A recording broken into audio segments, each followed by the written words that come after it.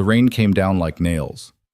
Lena Carter stood in the mud outside Doc Pritchard's office, her shawl soaked through, her fingers trembling as she clutched the fabric tighter around her shoulders. The skin on her arms burned beneath the wool, red, flaking, spreading. It had started as a rash 3 months ago. Now it covered her hands, crept up her neck, made her look like something contagious. Something people crossed the street to avoid. The door to the office stayed closed. She knocked again, harder this time. "Doc Pritchard, please. I know you're in there." Nothing. She'd been standing there for 20 minutes. Water ran down her face, mixing with tears she was too tired to stop. Behind her, the main street of Coldwater stretched out in both directions. Wooden storefronts, hitching posts, the saloon with its flickering lamplight. A few people watched from under awnings. Nobody moved to help. Finally, the door cracked open. Doc Pritchard stood in the gap, his white beard neatly trimmed, his spectacles reflecting the lamplight from inside. He didn't open the door any wider. "Miss Carter." "Please," Lena said. Her voice came out thin. "It's getting worse. I can barely sleep. I can't help you." The words hit like a slap. "What?" "You heard me." His expression didn't change. "I've got paying patients to attend to. Decent folks who take care of themselves. I'm not wasting my time on someone who clearly can't maintain basic hygiene." Lena's breath caught. This isn't from, I don't care what it's from." He started to close the door. "You're unfit for decent society, Miss Carter. Go home.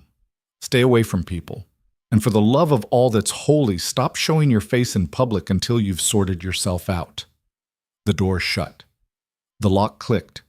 Lena stood there, rain drumming on her skull, staring at the painted wood. Her hands shook. Her chest felt too tight, like something was crushing her ribs from the inside. Behind her, someone laughed, a short, ugly sound. She turned. 3 men stood outside the saloon, drinks in hand, watching her like she was a show. One of them, a ranch hand named Cutler, spat into the mud. "You still here, Lena? Thought Pritchard would have run you off by now." "Leave her alone," someone muttered from a doorway. Mrs. Halverson, the baker's wife. But she didn't come outside, didn't raise her voice. Cutler grinned. "What's the matter, sweetheart? Can't find anyone desperate enough to touch you anymore?" Lena's nails dug into her palms. She wanted to scream, wanted to throw something, but her legs were already moving, carrying her away from the light, away from the voices, into the rain-soaked dark at the edge of town. She walked fast, her boots squelching in the mud, her breath coming in sharp gasps. The skin on her arms screamed with every movement, the fabric of her dress scraping against raw patches. She didn't know where she was going. She just knew she couldn't stay. By the time she reached her boarding house, she was shaking so hard her teeth chattered. The landlady, Mrs. Greer, was waiting at the door. "Miss Carter," Lena stopped. "I'm just going to my room." "No." Mrs. Greer's mouth was a flat line. "You're not." "What?" "I've had complaints from the other tenants. They don't feel safe with you here." Lena stared at her. "I'm not dangerous. That's not what it looks like." Mrs. Greer's eyes flicked to Lena's hands, then away, like she couldn't bear the sight. "I want you out. Tonight. I've paid through the month. I'll refund you." She pulled an envelope from her apron, held it out without stepping closer. "Take it and go. I won't have you scaring off my other tenants." Lena took the envelope. Her hands were shaking so badly she nearly dropped it. "Where am I supposed to go?" Mrs. Greer didn't answer. She just stepped back inside and closed the door. Lena stood there in the rain, clutching the envelope, her entire body trembling. Around her, the town was warm and lit and alive. And she was outside all of it, cast out, invisible. Worse than invisible. Visible in all the wrong ways. She turned and walked. The storm broke just before dawn. Lena sat under a rocky overhang at the edge of the forest, her back against cold stone, her knees pulled to her chest. She hadn't slept. Every time she closed her eyes, she saw Doc Pritchard's face, heard Cutler's laugh, felt Mrs. Greer's disgust like a physical weight. Her skin burned. The rash had spread to her collarbone now, creeping up toward her jaw. When she touched it, it felt hot, angry, like her body was trying to shed itself. She thought about dying. Not in a dramatic way, just practically. If this kept spreading, if no one would help her, then what was the point? She could walk into the forest and just not come back. Let the cold take her. Let the animals finish what the town had started. It would be easier than this. But then she remembered something. A story. A rumor. There was a man who lived up in the high mountains, past the logging camps, past the trapper trails, in a place no decent person went. People talked about him in whispers. Said he'd been a doctor once, down in the flatlands, before he'd done something terrible. No one agreed on what. Some said he'd killed a patient. Others said he'd refused to treat a rich man's son and let the boy die. A few claimed he'd been caught experimenting on people, using methods no civilized physician would touch. Whatever the truth was, he'd been run out, stripped of his license, exiled. And now he lived alone, high in the mountains, in a place people only went when they had no other choice. Lena had heard the stories. Everyone had. Most people said he was dangerous, a lunatic, a man who'd do more harm than good. But some people, desperate people, said he could cure things other doctors couldn't. She looked down at her hands. The skin was cracked, weeping. She couldn't make a fist anymore without it splitting open. What did she have to lose? The climb took 3 days. Lena followed the directions she'd pieced together from overheard conversations and half-remembered gossip. There was a trail that led to the old logging road. From there, you followed the creek until it split, took the left fork, kept going until the trees thinned out and the rocks took over. Then you climbed. She had no supplies, no food, just the clothes on her back and the refunded rent money in her pocket, which was useless up here. The first day, she walked until her legs gave out, slept under a pine tree, shivering, waking every hour to the sound of things moving in the dark. The second day, she got lost, spent 2 hours scrambling up a scree field before realizing she'd gone the wrong way, slid back down, scraping her palms bloody, and had to start over. By the third day, she was barely conscious. Her skin was worse. The rash had spread to her face now, angry red patches across her cheeks and forehead. Her hands were so swollen she couldn't grip anything properly. She stumbled more than she walked, catching herself on trees, on rocks, her vision swimming. She didn't know if she was still going the right way, didn't know if there was a right way, but she kept moving because stopping meant dying, and something stubborn in her, something mean and angry and not ready to quit, refused to let that happen. The cabin appeared like a hallucination. One moment, there was nothing but rocks and wind. The next, she crested a ridge and saw it. A low, sturdy structure built into the mountainside, smoke rising from a stone chimney, a small garden plot beside it enclosed in chicken wire. Lena stopped, swayed. Her legs didn't want to hold her anymore. She made it 10 more steps before she collapsed. Chet. She woke to the smell of wood smoke and something bitter boiling. Lena opened her eyes. She was lying on a cot, covered in a rough wool blanket. The room was small, stone walls, a low ceiling, a single window letting in gray light. A fire burned in a stone hearth. Dried herbs hung from the rafters. She tried to sit up. Pain exploded across her skin and she gasped, falling back. "Don't move." The voice came from the corner, deep, flat, not unkind, but not warm either. Lena turned her head. A man sat on a wooden stool near the fire, stirring something in a small pot. He was maybe 40, maybe older. Hard to tell. His hair was dark, streaked with gray, pulled back in a loose tie. He wore a plain shirt, sleeves rolled up, and his hands were scarred in a way that spoke of work, not violence. He didn't look at her. "You've been out for 6 hours," he said. "Longer than I expected, given your condition." Lena's throat was dry. You're at my cabin. You collapsed outside. I brought you in." "You're Elias Vance?" He glanced at her then. His eyes were gray, sharp, assessing. "That's right." She tried to sit up again, slower this time. The pain was still there, but bearable. "I need help. I can see that. The doctor in town, he wouldn't—" "I know."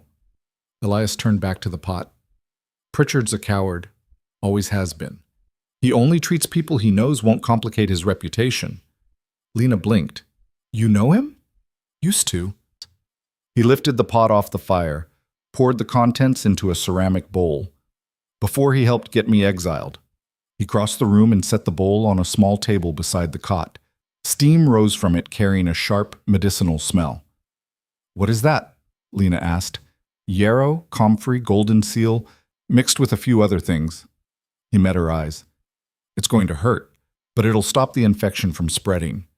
Lena looked at the bowl, then at him. "Why are you helping me?" Elias tilted his head slightly. "Why wouldn't I? You don't know me." "I don't need to." He straightened. "You came here because you had no other options. That means you're desperate enough to trust me, or desperate enough not to care.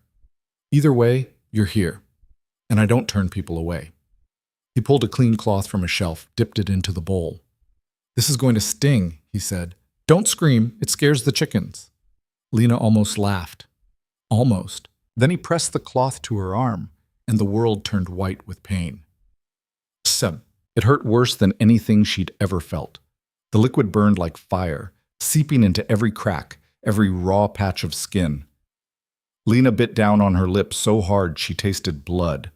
Her hands clenched the edge of the cot, knuckles white, her whole body rigid. Elias worked methodically. He didn't rush, didn't apologize, just cleaned each section of infected skin with the same careful precision, his expression unreadable. "Breathe," he said once. Not gently, just a statement of fact. Lena sucked in air through her teeth, forced herself to unclench. He moved to her other arm, then her neck, her face. By the time he finished, she was shaking. Elias set the cloth aside, wiped his hands on a towel. "It'll scab over in a day or two. Keep it dry. Don't pick at it." Lena's voice came out hoarse. "How long before it's gone?" "Depends." He picked up the bowl, carried it back to the fire. "If you do what I tell you, a few weeks. If you don't, it'll come back worse." "What do I have to do?" He glanced at her. "Rest, eat. Let your body heal, and stop thinking you deserve this." Lena stared at him. "What? You heard me?" He poured water into the bowl, rinsed it out. "You're carrying this like it's punishment, like you did something wrong and now you're paying for it. That's not how illness works." "I didn't."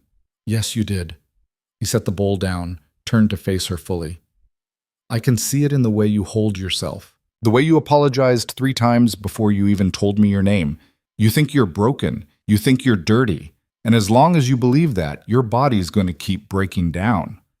Lena's chest tightened. "You don't know anything about me." "I know enough." He crossed his arms. "You want to get better? Then stop hating yourself. Start there." The words hung in the air between them. Lena looked away. Her throat felt thick. Elias sighed. "Get some sleep. I'll check on you in the morning." He walked to the door, paused with his hand on the frame. "For what it's worth," he said, not looking back, "Pritchard was wrong. You're not unfit for anything. You're just sick. And sick people deserve care, same as anyone else." Then he stepped outside and closed the door. Lena lay there in the firelight, staring at the ceiling, her skin burning and her eyes wet, and something inside her cracking open for the first time in months. She woke to the sound of chickens. Lena sat up slowly, testing her body. The pain was still there, but duller now. Her skin felt tight, like it was pulling itself back together. When she looked down at her arms, she saw the raw patches had started to crust over, forming thin scabs. The fire had burned down to embers. Morning light slanted through the window. She stood, unsteady, and walked to the door. Outside, the world was sharp and cold and impossibly clear. The cabin sat on a rocky plateau, surrounded by sparse pines and lichen-covered boulders.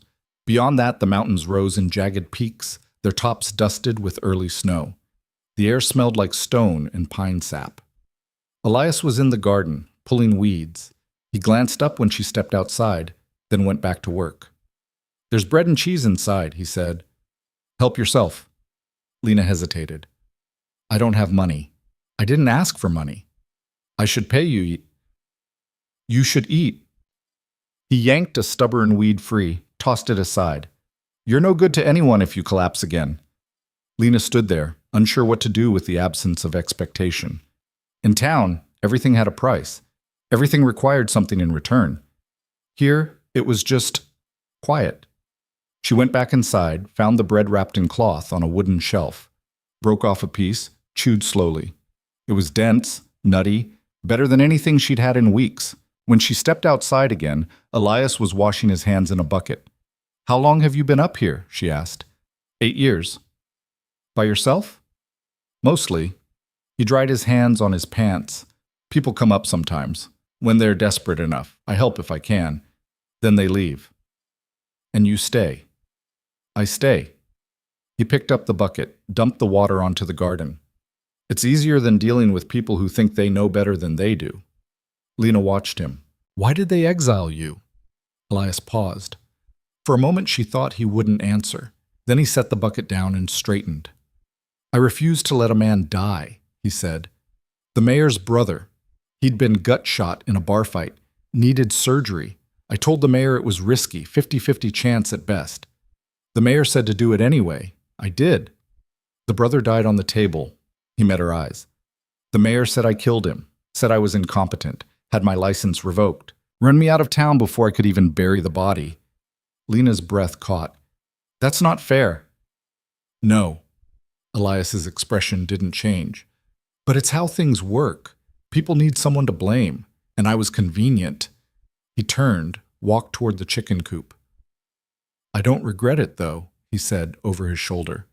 "I'd rather be up here, doing real work, than down there playing politics with people's lives." Lena stood in the cold morning air, watching him scatter feed for the chickens, and something settled in her chest, something that felt almost like relief. She wasn't the only one the world had thrown away. The days fell into a rhythm. Elias worked, Lena rested. He changed her bandages every morning, applying fresh poultices, checking for infection. He didn't talk much during the process, just worked, efficient and precise, his hands steady. In the afternoons, he'd disappear into the forest for hours, returning with bundles of plants, roots, leaves, bark. He'd spread them out on a long wooden table inside, sorting and drying and grinding. Lena watched from the cot at first, too weak to do much else. But by the 5th day, she could stand without shaking. By the 7th, she could walk outside without needing to sit down every 10 minutes. Elias noticed. "You're stronger," he said one morning, unwrapping the bandages on her arms. Lena looked down. The scabs had started to fall away, revealing new skin underneath, pink, tender, but whole. "It's working," she whispered. "Of course it's working." Elias pressed his thumb gently against one of the healing patches, testing. "I know what I'm doing." Lena laughed. It came out shaky, disbelieving. I thought I'd be like this forever." "You won't." He rewrapped her arm with clean cloth. "But you need to keep taking care of yourself, even after it's gone." "How?" He finished tying off the bandage, sat back. "Sleep enough, eat enough. Don't let people convince you that suffering is noble. It's not. It's just suffering." Lena looked at him. "Is that what you do up here? Take care of yourself?" "I try." He stood, carried the old bandages to the fire. "It's harder than it sounds." She believed him. By the 2nd week, Lena started helping. It wasn't planned. She just got tired of sitting around. Elias was grinding herbs one afternoon when she stood up and said, "What can I do?" He glanced at her. "You should rest." "I've been resting for 10 days. I'm going crazy." He studied her for a moment, then nodded toward a pile of dried plants. "Those need to be stripped and bundled. Can you manage that?" Lena crossed the room, sat down at the table. "Show me?" He did, and she learned. It was simple work. Pull the leaves from the stems, tie them into bundles with twine, hang them from the rafters to finish drying. But it felt good to use her hands again, to do something useful. Elias worked beside her in silence for a while. Then he said, "You're good at this." Lena looked up. "It's just bundling." "It's precision." He held up one of her bundles, examined it. "You didn't rush, didn't crush the leaves." "Most people do." She felt something warm settle in her chest. "I used to sew, before everything." "What happened?" "People stopped coming to me." She pulled another stem free. "Said they didn't want someone like me touching their clothes. Didn't matter that I was good at it. Didn't matter that I'd never given anyone a reason not to trust me. They just stopped." Elias was quiet for a moment. Then he said, "Their loss." Lena looked at him. He didn't look back. Just kept working, his hands moving with the same steady precision they always did. But she heard it, the belief. And for the first time in months, she felt like maybe, she wasn't broken beyond repair. Chad. The first real test came 3 weeks in. Lena was outside, feeding the chickens, when she heard voices. She froze. 2 men were climbing the ridge toward the cabin, their breath clouding in the cold air. One of them was older, gray-haired, wearing a heavy coat.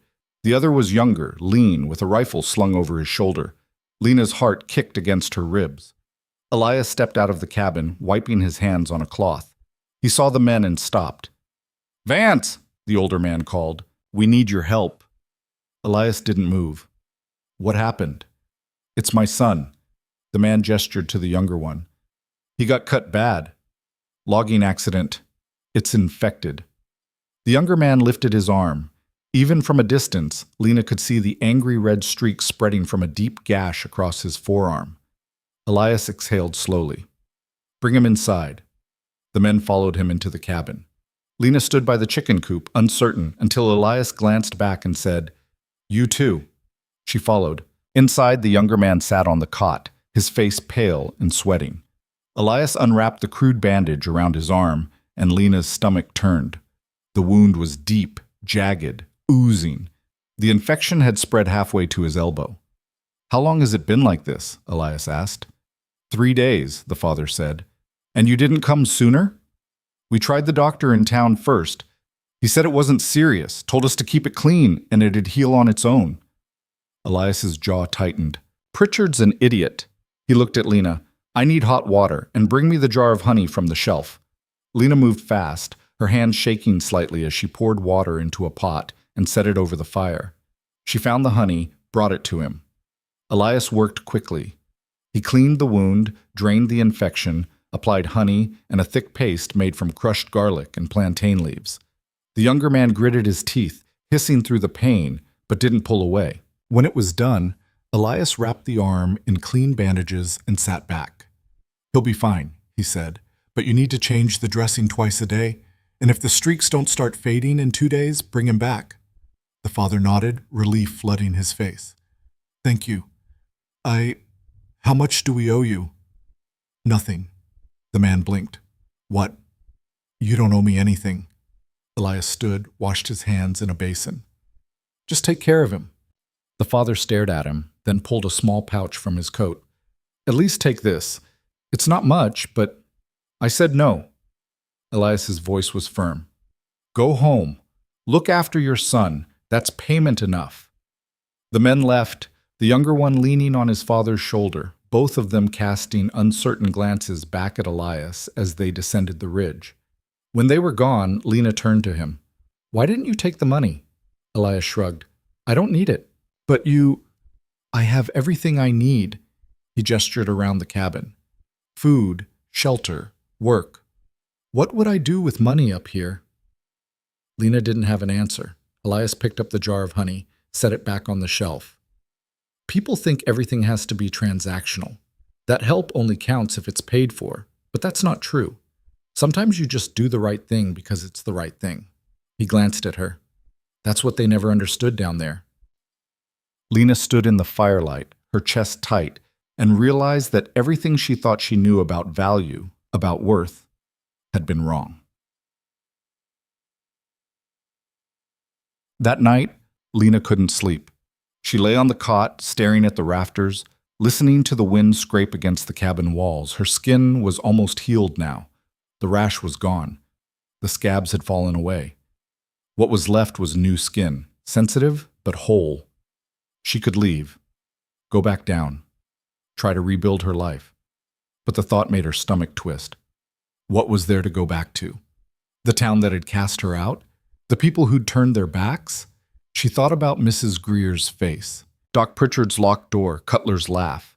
And then she thought about Elias, the way he'd treated her like she was worth saving, the way he'd taught her to bundle herbs, to recognize infection, to see illness as something that could be healed instead of something to be ashamed of.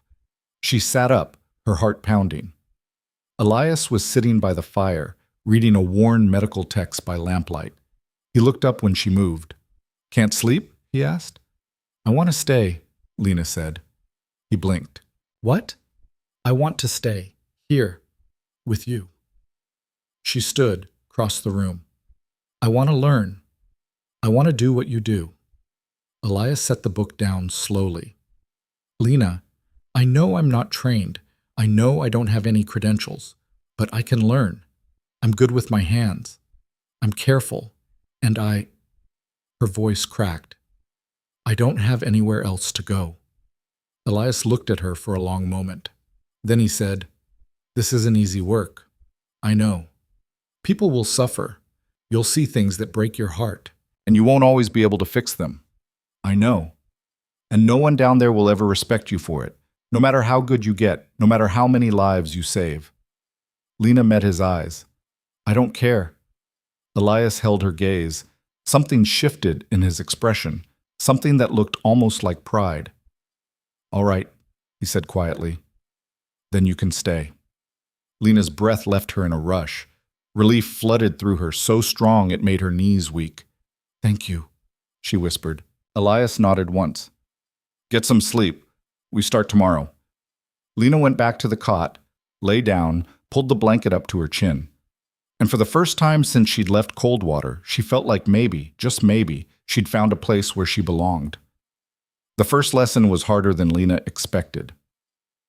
Elias woke her before dawn, the cabin still dark except for the glow of the rekindled fire. She sat up, groggy, her body protesting the early hour. Get dressed, he said. We're going out.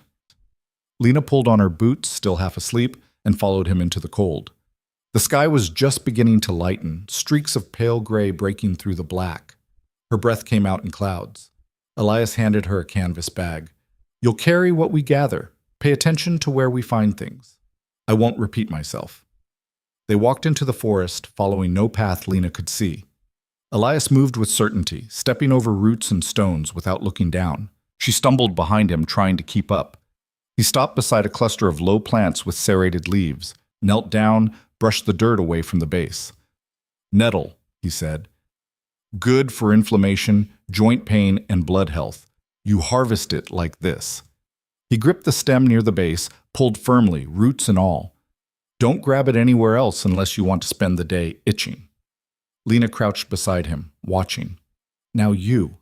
She reached out, hesitated. The leaves looked aggressive, covered in tiny hairs. It won't kill you, Elias said. Just sting. Lena gripped the stem where he'd shown her, pulled. The plant came free, and she dropped it quickly into the bag, her palm already tingling. Good, Elias said. He stood, kept walking. We need 20 more. By the time they returned to the cabin, Lena's hands were covered in small red welts. Her back ached from bending over, and her legs felt like they'd been beaten with sticks. She dropped the bag on the table and collapsed onto the nearest stool. Elias didn't sit. He started unpacking the bag, sorting the plants into piles. First rule, he said, not looking at her. If you can't handle discomfort, you can't do this work. People come here in pain. They need you steady. If you fall apart every time something hurts, you're useless. Lena's jaw tightened. I didn't fall apart. You're complaining. I'm tired. Then rest tonight. But tomorrow we do it again. And the next day? And the day after that. Until your body stops fighting you. He glanced at her then, his expression unreadable. You want to learn? Then learn to suffer without making it everyone else's problem. Lena stared at him, her hands throbbing, her pride stung worse than the nettles. But she nodded. Because he was right. The weeks that followed were brutal. Elias didn't coddle her, didn't soften his expectations. Every morning before dawn, they went into the forest. He taught her to identify plants by leaf shape, by smell, by the soil they grew in, taught her which roots to pull and which to leave, which flowers bloomed in spring and which waited for fall. He made her repeat everything back to him. If she got it wrong, he corrected her once. If she got it wrong again, he made her start over from the beginning. Mistakes kill people, he said one afternoon, after she'd confused wild carrot with hemlock. You don't get to be careless. Not here. Not with this. Lena's hands shook as she separated the plants, discarding the poisonous one. I'm sorry, she said. Don't apologize, just don't do it again. She didn't. In the afternoons, he taught her preparation. How to dry plants without letting them mold. How to grind roots into powder without losing the medicinal oils. How to make tinctures, salves, poultices. How to recognize when something had gone bad. "Smell this, yes," he said one day, holding out a jar. Lena leaned in, inhaled. Her nose wrinkled. "It smells sour." "Exactly. That means it's spoiled. If you use this on someone, you'd make them worse, not better." He dumped the contents into the fire. "Trust your senses. They'll tell you more than any book." Lena watched the flames consume the ruined medicine, and something clicked into place. This wasn't about memorizing recipes. It was about understanding, about paying attention, about caring enough to get it right. At night, Elias read to her from his medical texts, dense, clinical descriptions of anatomy, infection, disease. Lena struggled to follow at first. The language was foreign, the concepts abstract, but Elias had a way of making it real. "See this?" He pointed to a diagram of the human body, veins and arteries traced in red and blue. "This is why infection spreads. The blood carries it. If you stop the infection at the source, the blood stays clean. But if you let it fester, it gets into the bloodstream, and then it's everywhere. That's when people die." Lena leaned closer, studying the diagram. "How do you stop it?" "Clean the wound, remove the damaged tissue, apply something that kills the infection without killing the patient, and hope you caught it in time." "What if you didn't?" Elias closed the book. "Then you do what you can and accept that you can't save everyone." His voice was flat, but Lena heard the weight underneath, the losses he carried. She didn't ask how many people he'd lost. Didn't need to. She could see it in the way he worked, precise, careful, like every mistake was a ghost he couldn't afford to add to. One morning, Lena woke to find Elias already gone. She dressed quickly, stepped outside. The sun was just rising, painting the rocks in shades of orange and gold. She scanned the plateau, saw him near the edge, sitting on a flat boulder, his back to the cabin. She walked over slowly, unsure if she should interrupt. He didn't turn, but he spoke. "You're up early." "Couldn't sleep." "Bad dreams?" Lena sat down beside him, careful to leave space between them. "Just thinking." "About?" She hesitated. "About what happens if I fail. If someone comes here and I can't help them." Elias was quiet for a moment, his gaze fixed on the horizon. "You will fail," he said. "Sooner or later, someone will come here, and you won't be able to save them. And you'll have to live with that." Lena's chest tightened. "How do you live with it? You remember why you tried. You remember that you gave them more of a chance than anyone else would have. And you keep going." He glanced at her. "Because the next person who shows up deserves the same effort. Even if you're scared. Even if you're tired. Even if you failed last time." Lena looked at him, really looked at him, saw the lines around his eyes, the gray in his hair, the scars on his hands. This man had been broken by the same world that broke her, but he hadn't stayed broken. He'd built something new, something that mattered. "I don't know if I'm strong enough," she said quietly. "You are." His voice was certain. "You just don't believe it yet." The first real patient came on a cold morning in early November.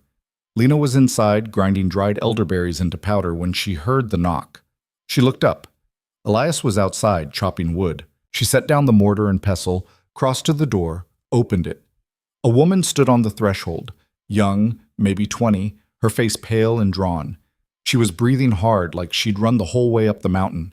"Please," the woman said, "I need help." Elias appeared behind Lena, axe still in hand. He looked the woman over, his expression shifting to something sharper. Focused. "What's wrong?" The woman pressed a hand to her side. I think something's wrong with the baby." Lena's breath caught. The woman was pregnant, her belly round beneath her coat. Elias set the axe down, stepped forward. "How far along?" 7 months, maybe 8. I'm not sure." "What are your symptoms?" "Pain. Here." She touched her abdomen, low on the right side. "It started yesterday. I thought it would pass, but it's getting worse." Elias's jaw tightened. "Come inside." He guided the woman to the cot, helped her lie down. Lena stood near the fire, her heart pounding, unsure what to do. "Lena," Elias said, not looking at her. I need hot water and clean cloths. Now.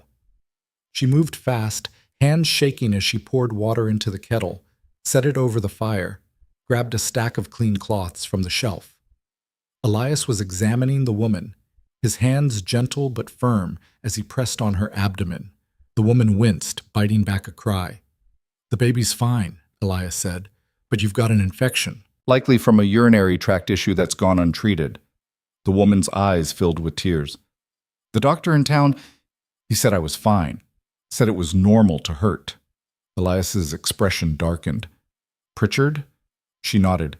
He's a damn fool. Elias stood, crossed to his shelf of medicines. You're not fine. If this spreads, it could kill you and the baby. But I can treat it. Are you sure? He turned, met her eyes. Yes.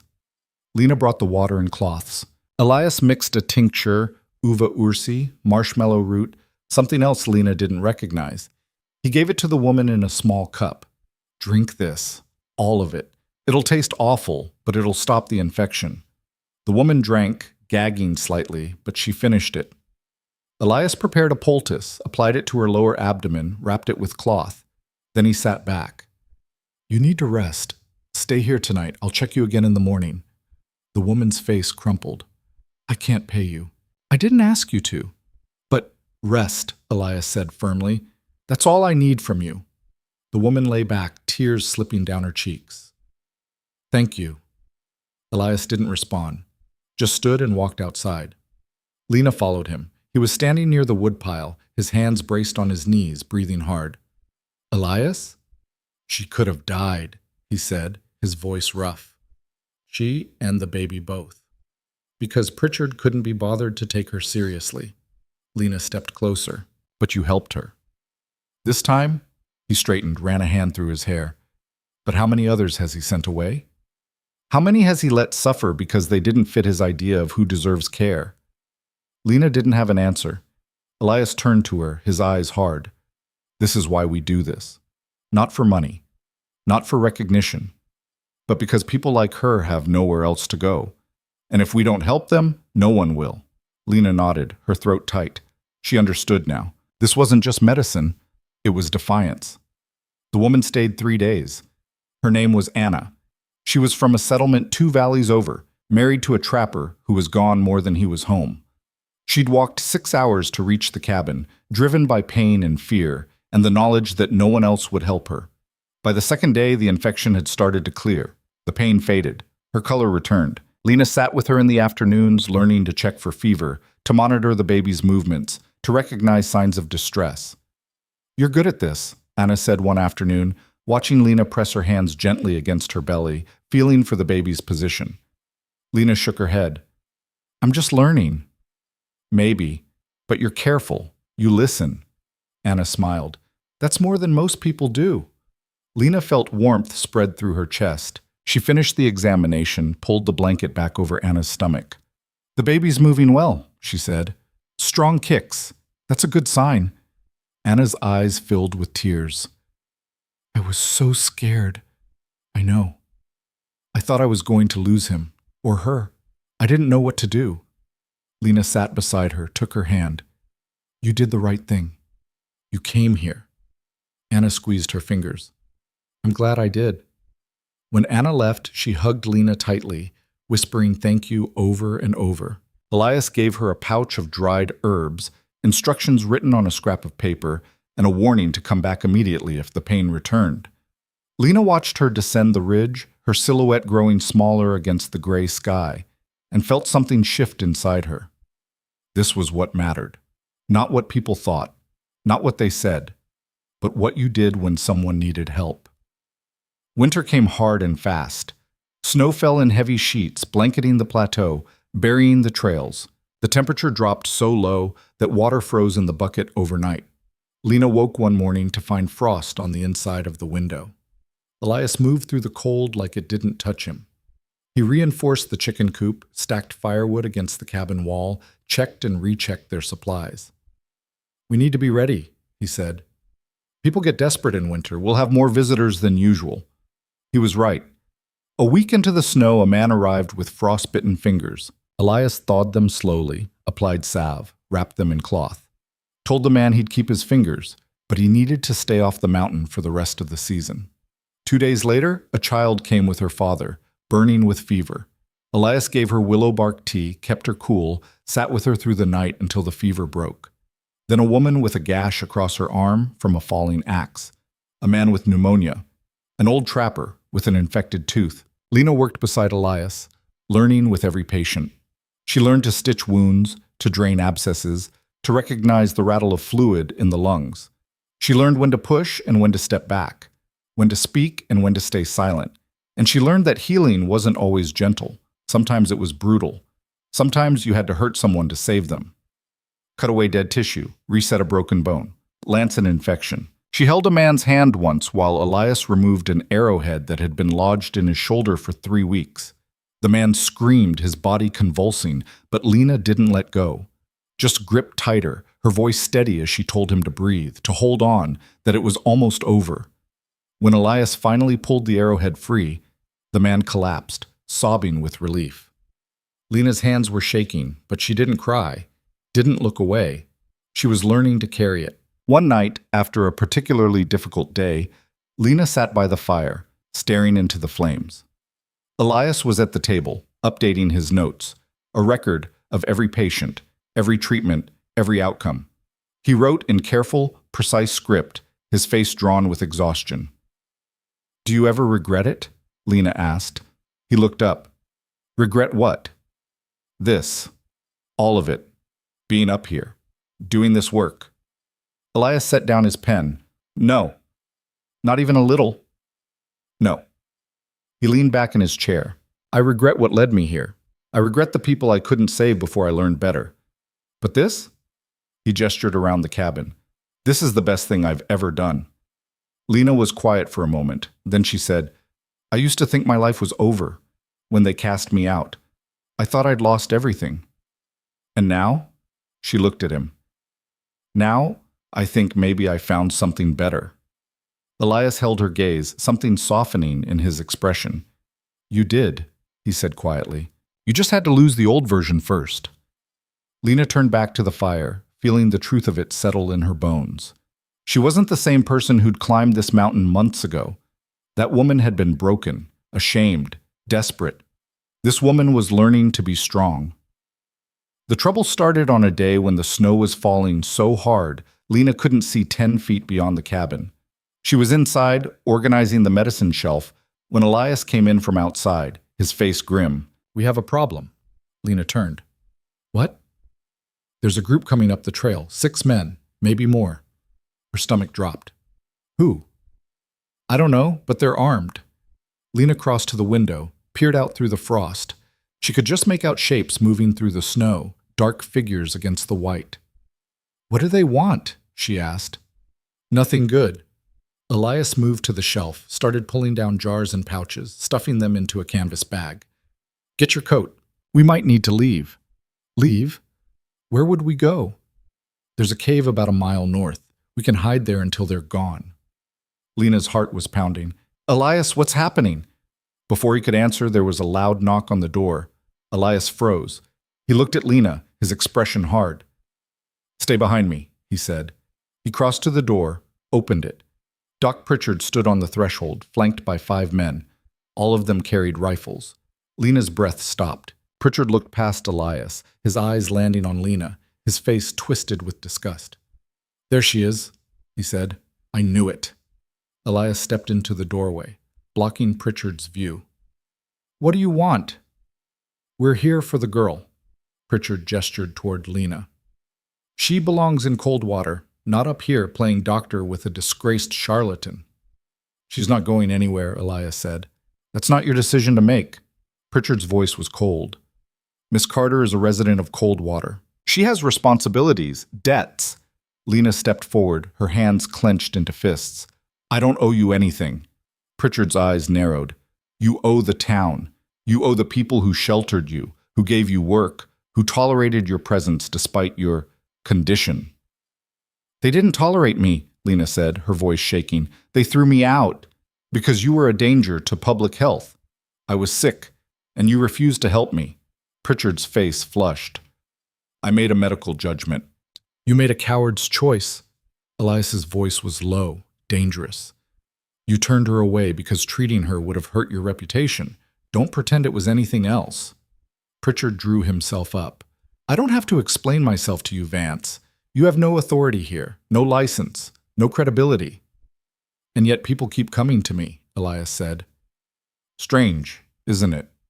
One of the men behind Pritchard shifted, raised his rifle slightly. Enough talk. We're taking the girl. Elias didn't move. No, you're not. The man stepped forward. You want to die on this hill? If I have to. The tension crackled like lightning. Lena's heart hammered against her ribs. She looked at Elias, at the set of his shoulders, the steadiness in his stance, and realized he meant it. He would fight. He would die to protect her. And she couldn't let that happen. She stepped around him, faced Pritchard directly. You want me to come back? She said. Fine, I'll come back. Elias grabbed her arm. Lena, but not as your patient, she continued, ignoring Elias. Not as someone you can dismiss and ignore. I'll come back as someone who can prove you wrong. Pritchard's eyes narrowed. What are you talking about? Lena pulled off her gloves, held out her hands. The skin was smooth, whole, no rash, no scabs, no infection. You said I was unfit, she said. You said I'd never get better. But look at me, I'm healed, completely, because of him. She pointed at Elias. He did what you refused to do. He treated me with dignity. He saved my life. And now I'm learning to do the same for others. Pritchard stared at her hands, his face going pale. That's impossible, he said. It's not. Lena stepped closer. And you know it. You're just afraid to admit that you were wrong, that you let your pride and your prejudice blind you to what was right. One of the men behind Pritchard lowered his rifle slightly, uncertainty flickering across his face. She looks healthy to me, he muttered. Pritchard spun on him. Shut up. But the damage was done. The other men were looking at Lena now, seeing what Pritchard couldn't deny.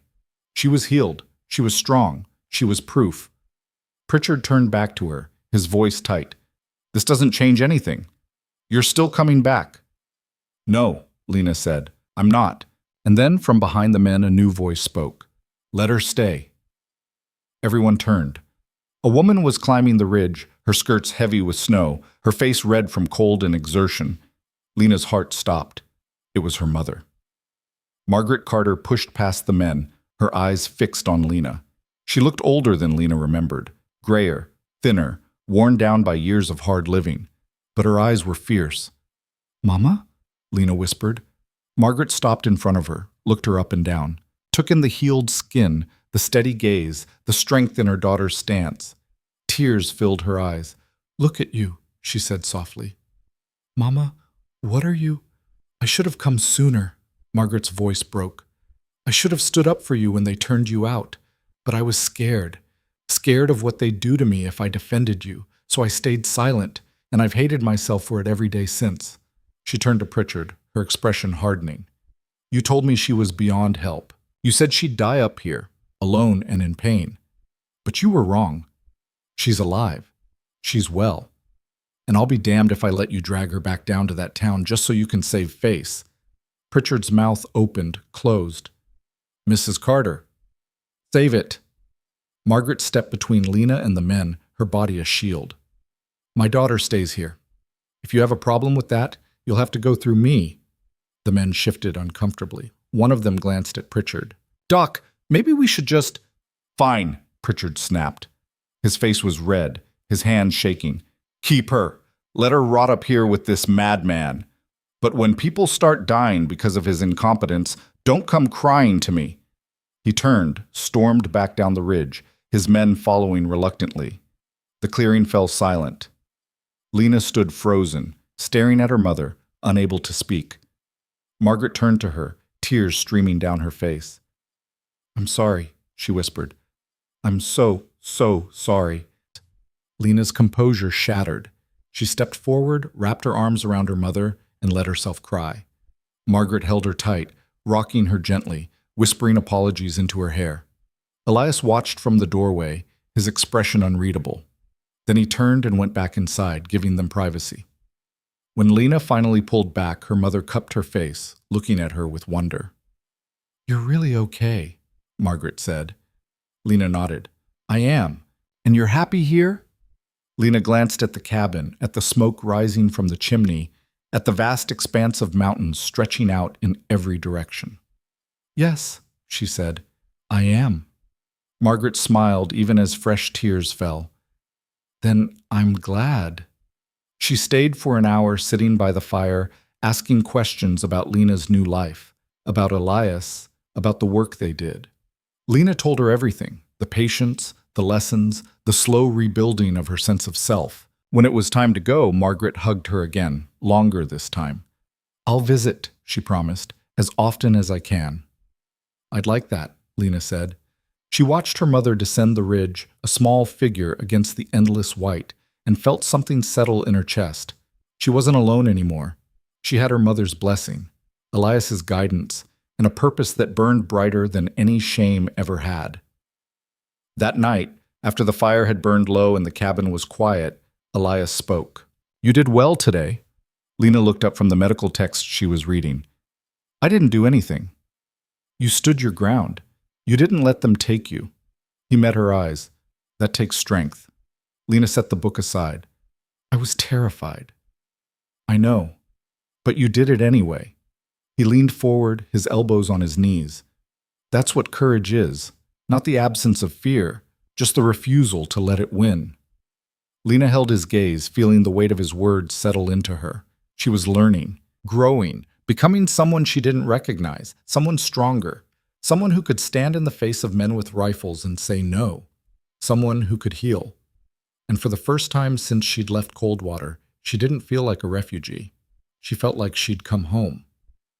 The weeks after Pritchard's visit were deceptively quiet. Snow continued to fall, sealing the mountain in white silence. Lena and Elias worked through the cold, treating the steady trickle of patients who still found their way up the ridge.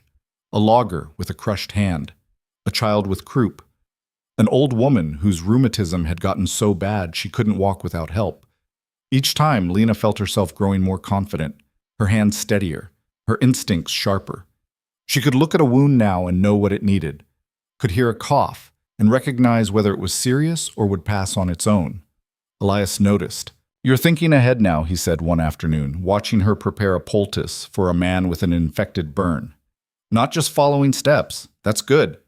Lena didn't look up from her work, but she felt warmth spread through her chest.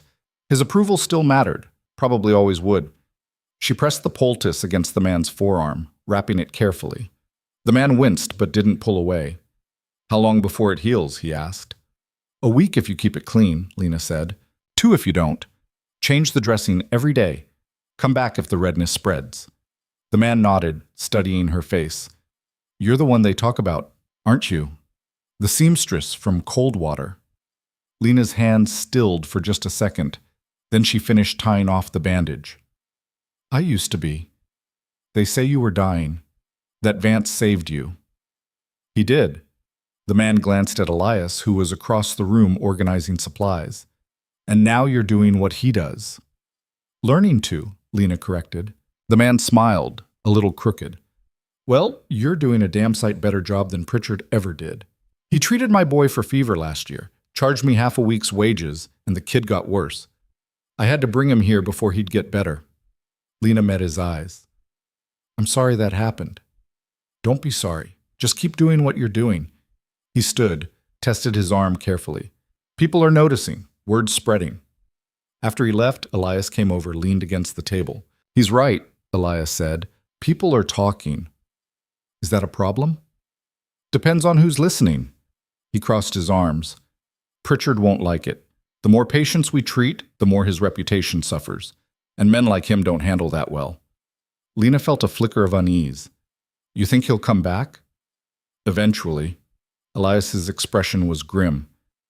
But we'll deal with it when it happens. It happened sooner than either of them expected. 3 days later, just after dawn, Lena heard voices outside. She'd been awake for an hour, starting the fire, heating water for tea. Elias was still asleep in the small back room he'd built for himself once Lena had taken over the main cot. She went to the window, looked out. 2 women were climbing the ridge, supporting a third between them. Even from a distance, Lena could see the third woman was in bad shape, Hunched over, her face twisted with pain, Lena opened the door, stepped out into the cold. What happened? The older of the two women looked up, desperation in her eyes. It's my sister. She's been in labor for 2 days. The baby won't come. We need help. Lena's heart kicked hard against her ribs. She'd assisted with minor medical issues, infections, injuries, but childbirth was different. Childbirth was life and death in ways that made everything else look simple. Bring her inside, Lena said, forcing her voice to stay steady. Quickly. They half-carried the woman into the cabin, laid her on the cot. She was young, maybe 19, her face pale and slick with sweat. Her belly was enormous, distended, and when Lena placed her hand on it, she could feel the contractions, hard, irregular, wrong. Elias emerged from the back room, took one look at the scene, and his expression shifted to something sharp and focused. How long has she been like this? He asked, already moving to wash his hands. 2 days, the older woman repeated. We tried everything. She's been pushing for hours, but nothing's happening. Elias knelt beside the cot, began examining the laboring woman with quick, efficient movements. Lena stood back, watching, her mind racing. The baby's breech, Elias said after a moment. His voice was calm, but Lena heard the tension underneath. Feet first. That's why she can't deliver. The younger sister let out a sob. Is she gonna die? Not if I can help it. Elias looked at Lena. I need you here. You're going to assist. Lena's stomach dropped. Elias, I don't know how... You're about to learn. He met her eyes, steady and unwavering. I need another pair of hands. You're capable. Trust yourself. Lena swallowed hard, nodded. The next hour was the longest of her life. Elias talked her through every step. How to position the woman.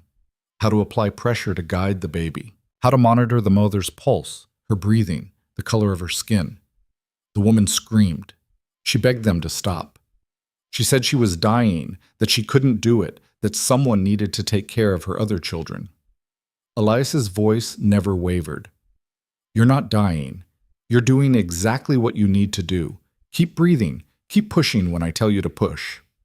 Lena held the woman's hand, gripped it tight even when the woman's nails dug into her skin hard enough to draw blood. She whispered encouragement, repeated Elias's instructions, wiped the sweat from the woman's forehead.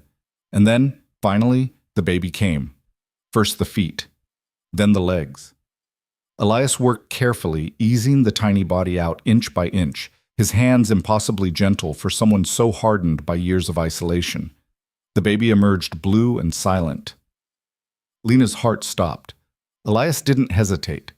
He cleared the baby's airway, rubbed its chest vigorously, bent and blew a gentle breath into its tiny mouth. Nothing. He tried again. The baby gasped, coughed, and then let out a thin, reedy wail. The sound filled the cabin like a miracle. The mother collapsed back against the cot, sobbing with relief. Her sisters clutched each other, crying. Lena felt tears streaming down her own face, her whole body shaking with adrenaline and exhaustion. Elias wrapped the baby in a clean cloth, handed it to the mother. She's small, but she's breathing. Keep her warm. Feed her as soon as you can. The mother looked at him, then at Lena, her eyes full of gratitude too deep for words. Thank you, she whispered. Thank you. After the women left, slowly, carefully, the new mother cradling her baby against her chest, Lena sat by the fire staring into the flames. Her hands were still shaking. Elias sat down beside her, handed her a cup of tea. She took it, held it between her palms, feeling the warmth seep into her skin. You did well, he said. Lena shook her head. I was terrified. I know, you did well anyway. She looked at him. What if the baby hadn't? What if we couldn't? But we did. His voice was firm. You can't live in the what-ifs. You deal with what's in front of you. And today, what was in front of you was a woman and a baby who both needed help. And you gave it to them.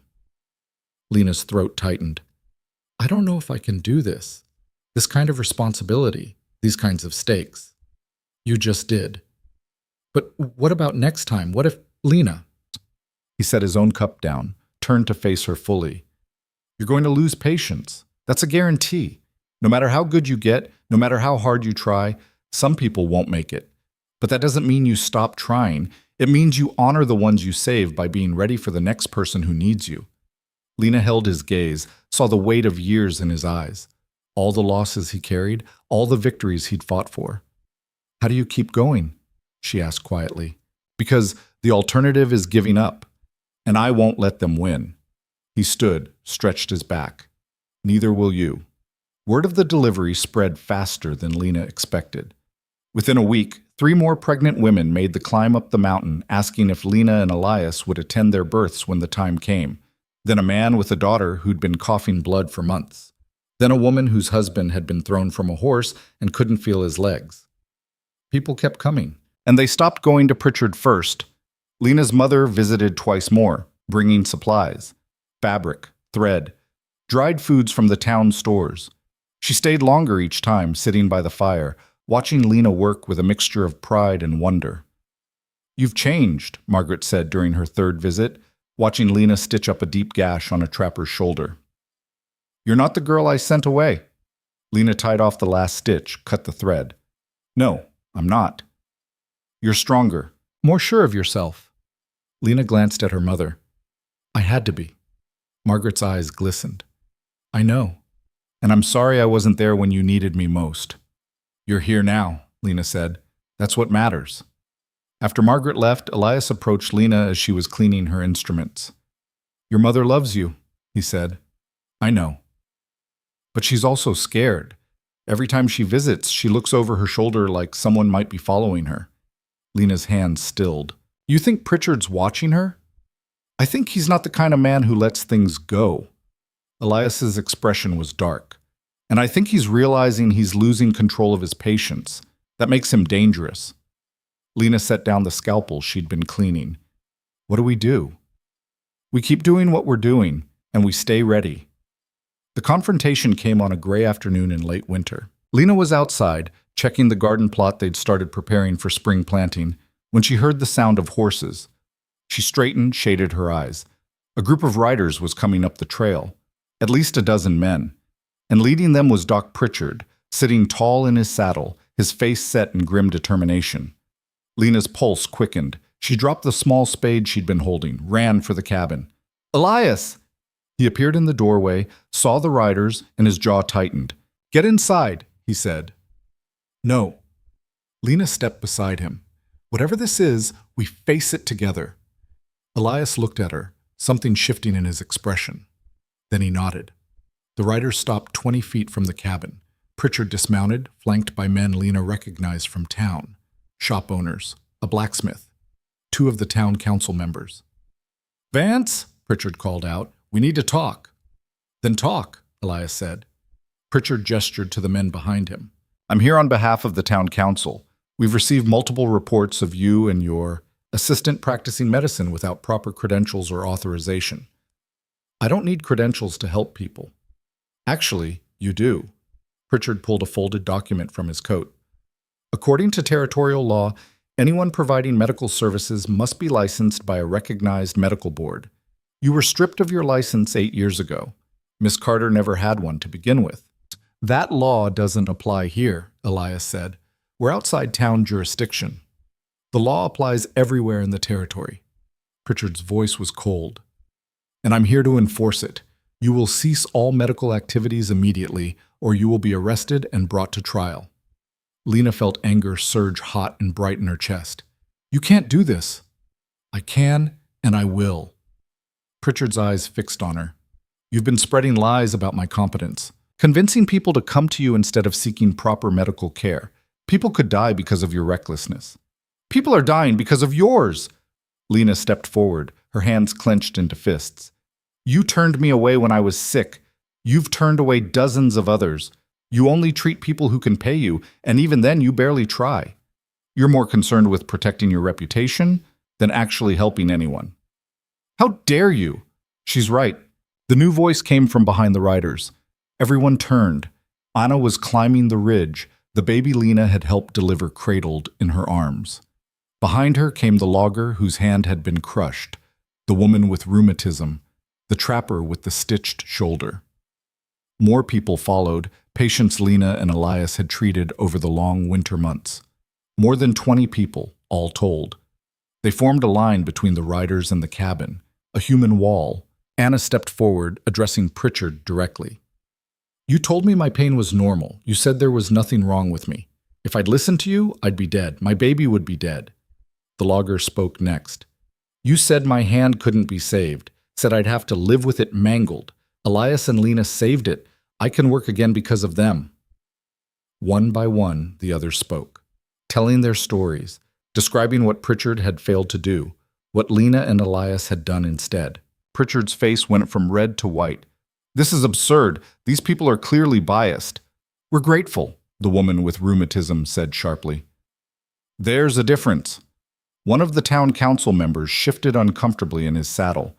Doc Pritchard, maybe we should… No. Pritchard's voice was hard. The law is the law. These two are practicing without licenses. That's illegal. Then arrest us, Elias said. Everyone went still.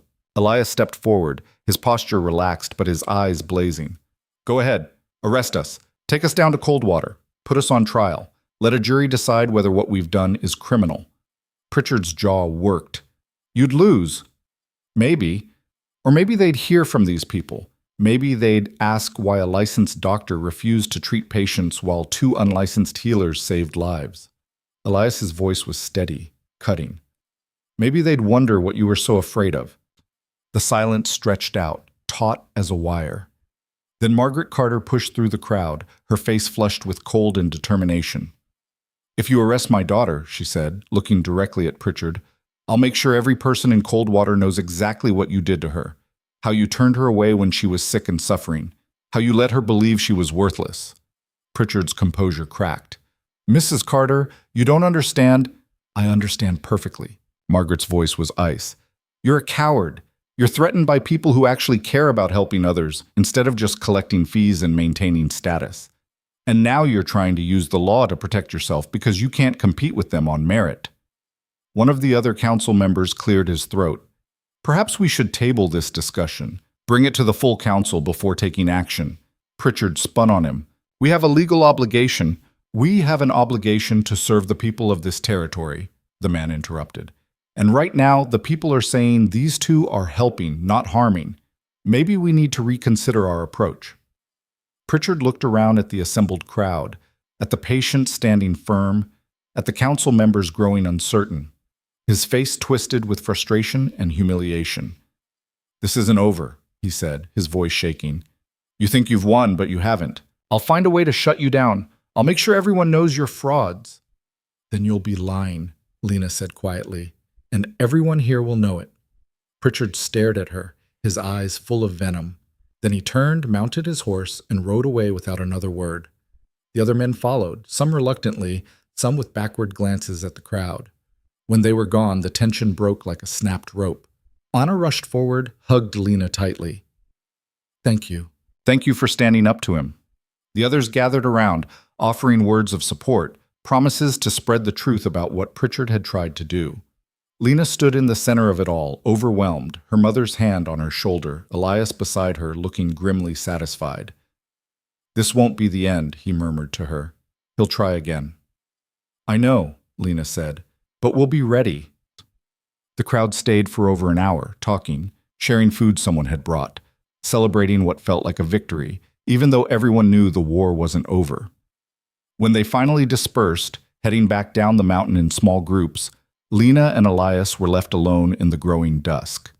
Lena sat on the wooden bench outside the cabin, watching the sun sink behind the peaks, painting the snow in shades of orange and purple. Elias joined her, carrying 2 cups of something warm. He handed her one. What is this? She asked. Tea with whiskey. Thought we earned it. Lena smiled, took a sip. The warmth spread through her chest, easing the tension she'd been carrying since the riders appeared. I meant what I said, she told him, about facing this together. I know you did. I'm not going anywhere, no matter what Pritchard tries to do. Elias looked at her, his expression softer than she'd ever seen it. I know that too. They sat in silence for a while, drinking their tea, watching the light fade. Then Elias said, You've become something I never expected. Lena glanced at him. What's that? An equal. He met her eyes. When you first came here, you were broken, desperate. I helped you because that's what I do. But somewhere along the way, you stopped being my patient. You became my partner. Lena's throat tightened. You taught me everything I know. I taught you technique, but the rest, the compassion, the courage, the refusal to back down, that was already in you. You just needed permission to let it out. Lena felt tears prick her eyes. She blinked them back, took another sip of tea. Thank you, she said quietly, for seeing something in me I couldn't see in myself. Elias nodded. That's what we do for each other. That's how we survive. The stars began to appear one by one, pinpricks of light in the darkening sky.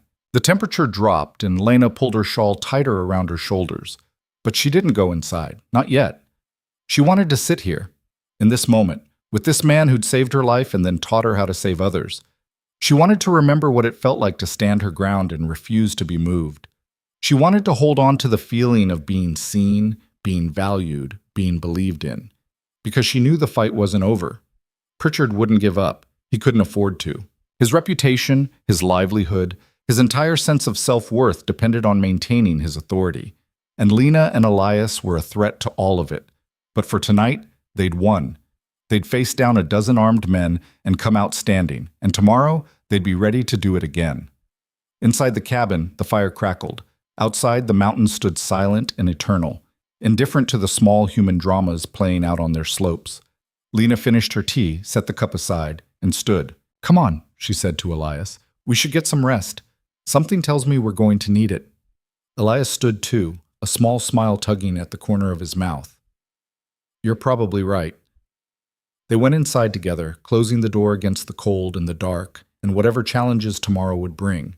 And in that moment, Lena felt something she hadn't felt in years. She felt ready. The ready feeling didn't last long. 2 weeks after Pritchard's failed confrontation, the sky turned the color of old bruises. Heavy clouds rolled in from the north, and the temperature dropped so fast that the chickens refused to leave their coop. Elias stood outside, studying the horizon, his face grim. Storm's coming, he said. Big one. Lena joined him, pulling her coat tighter. The wind had teeth. How big? Big enough to close the trails for days, maybe weeks. He turned back toward the cabin. We need to bring in extra firewood. Check all the supplies. Anyone who needs help better come now, because once this hits, nobody's getting up or down this mountain.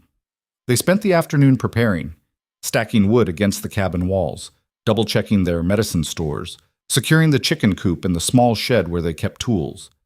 By evening, the first snowflakes were falling, fat and heavy, the kind that meant business.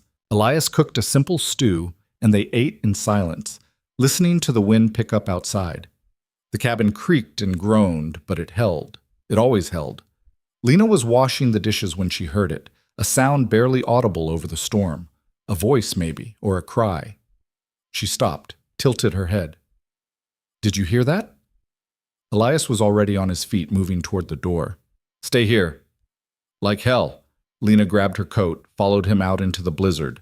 The wind hit her like a fist. Snow stung her face, made it impossible to see more than a few feet ahead. She stayed close to Elias, one hand on his shoulder so she wouldn't lose him.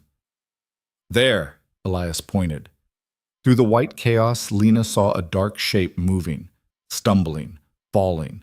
They ran forward, fighting the wind, and reached the figure just as it collapsed into the snow. It was a woman, young, maybe 17, and very, very pregnant. Elias didn't hesitate. He scooped her up, turned back toward the cabin. Lena cleared the way, pushing the door open, holding it against the wind until Elias carried the woman inside. They laid her on the cot. Her lips were blue, her skin deathly pale. Ice clung to her hair and eyelashes. Get blankets, Elias ordered, and warm water, not hot, warm. Lena moved fast, her heart hammering. She pulled every blanket they had, piled them over the woman, put water on to heat. Elias was checking the woman's pulse, her breathing. She's hypothermic. Been out there too long. The woman's eyes fluttered open. She tried to speak, but her teeth were chattering too hard. Don't talk, Elias said. Just breathe. You're safe now. But the woman shook her head frantically, grabbed his arm with trembling fingers. The baby, she managed. Something's wrong. Lena's stomach dropped. Elias's face went very still. He pulled back the blankets, placed his hands on the woman's swollen belly, and then Lena saw it. Blood, dark and wet, soaking through the woman's dress. Elias swore under his breath. "She's hemorrhaging." The woman let out a sob. "Please, please don't let my baby die." "I won't." Elias looked at Lena. "Get the surgical kit and every clean cloth we have." Lena's hand shook as she pulled the wooden box from the shelf, brought it to him. This was bad. This was worse than anything they'd dealt with. Elias opened the kit, his movements swift and precise despite the tension radiating from him. "Lena, I need you to listen very carefully. The placenta's torn. It's called abruption. If we don't get this baby out now, they both die." Lena felt the blood drain from her face. "What do we do?" "We deliver, fast." He met her eyes. "I'm going to need you to assist. Can you do that?" Every instinct screamed at her to say no. She wasn't trained for this. This was beyond her skill level. This was life and death on a scale that made her want to run. But the woman was looking at her with terrified, pleading eyes, and there was no one else. "Tell me what to do," Lena said. The next hour was a blur of blood and screaming and desperate prayer to forces Lena didn't even believe in. The woman was fading, losing too much blood too fast. Her contractions were weak, irregular. The baby was in distress. Elias could tell by the way the woman's belly moved. By sounds Lena couldn't hear, but he could. "I need to make an incision," Elias said. "It's the only way." The woman was barely conscious, but she nodded. Elias sterilized a blade in the fire, his face set in hard lines. Lena positioned herself at the woman's head, held her hand, whispered things she didn't remember later, reassurances, lies, anything to keep the woman calm. Elias cut. The woman screamed. Lena held her down, tears streaming down her own face, her voice hoarse from talking, from begging the woman to stay with them, to hold on just a little longer. Blood everywhere. On the cot, on the floor, on Elias's hands as he worked with terrifying speed. And then he was lifting something small and slick and impossibly fragile from the incision. The baby didn't cry. Elias cleared its airway, rubbed its chest. Nothing. He tried again, his face tight with concentration. Lena felt time slow down, felt the world narrow to this one moment, this one tiny life hanging in the balance. And then the baby gasped, coughed, and let out a thin, angry wail. Lena's knees nearly buckled with relief. Elias wrapped the baby, a girl, in a clean cloth, handed her to Lena. "Keep her warm. I need to close the mother." Lena cradled the baby against her chest, feeling the tiny heartbeat against her own. The baby was so small, too small, but alive, fighting. Behind her, Elias worked on the mother, stitching the incision, trying to stop the bleeding, but Lena could see it in his face. The blood wasn't stopping. "Elias," she said quietly. "I know." His voice was strained. "I'm doing everything I can." The woman's eyes opened. She looked at Lena, at the baby in her arms. "Is she alive?" The words came out barely a whisper. "Yes," Lena said, moving closer so the woman could see. "She's perfect. She's here." The woman smiled. A real smile, despite the pain, despite everything. "Her name, Sarah. Tell her—" "You'll tell her yourself," Lena said, her voice breaking. "You're going to be fine." But the woman's eyes were closing, her breathing slowing. "Elias, I know!" His hands were moving faster now, desperate. "Stay with us! Come on! Stay with us!" The woman took one more breath, and then she was gone. The silence that followed was deafening. Elias stepped back from the cot, his hands covered in blood, his face stricken. "No. No, damn it." He tried to revive her. Pressed on her chest, breathed into her mouth. Did everything he'd taught Lena to do. But nothing worked.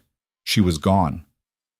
Lena sat there, holding the baby, tears streaming down her face, and felt something inside her crack wide open.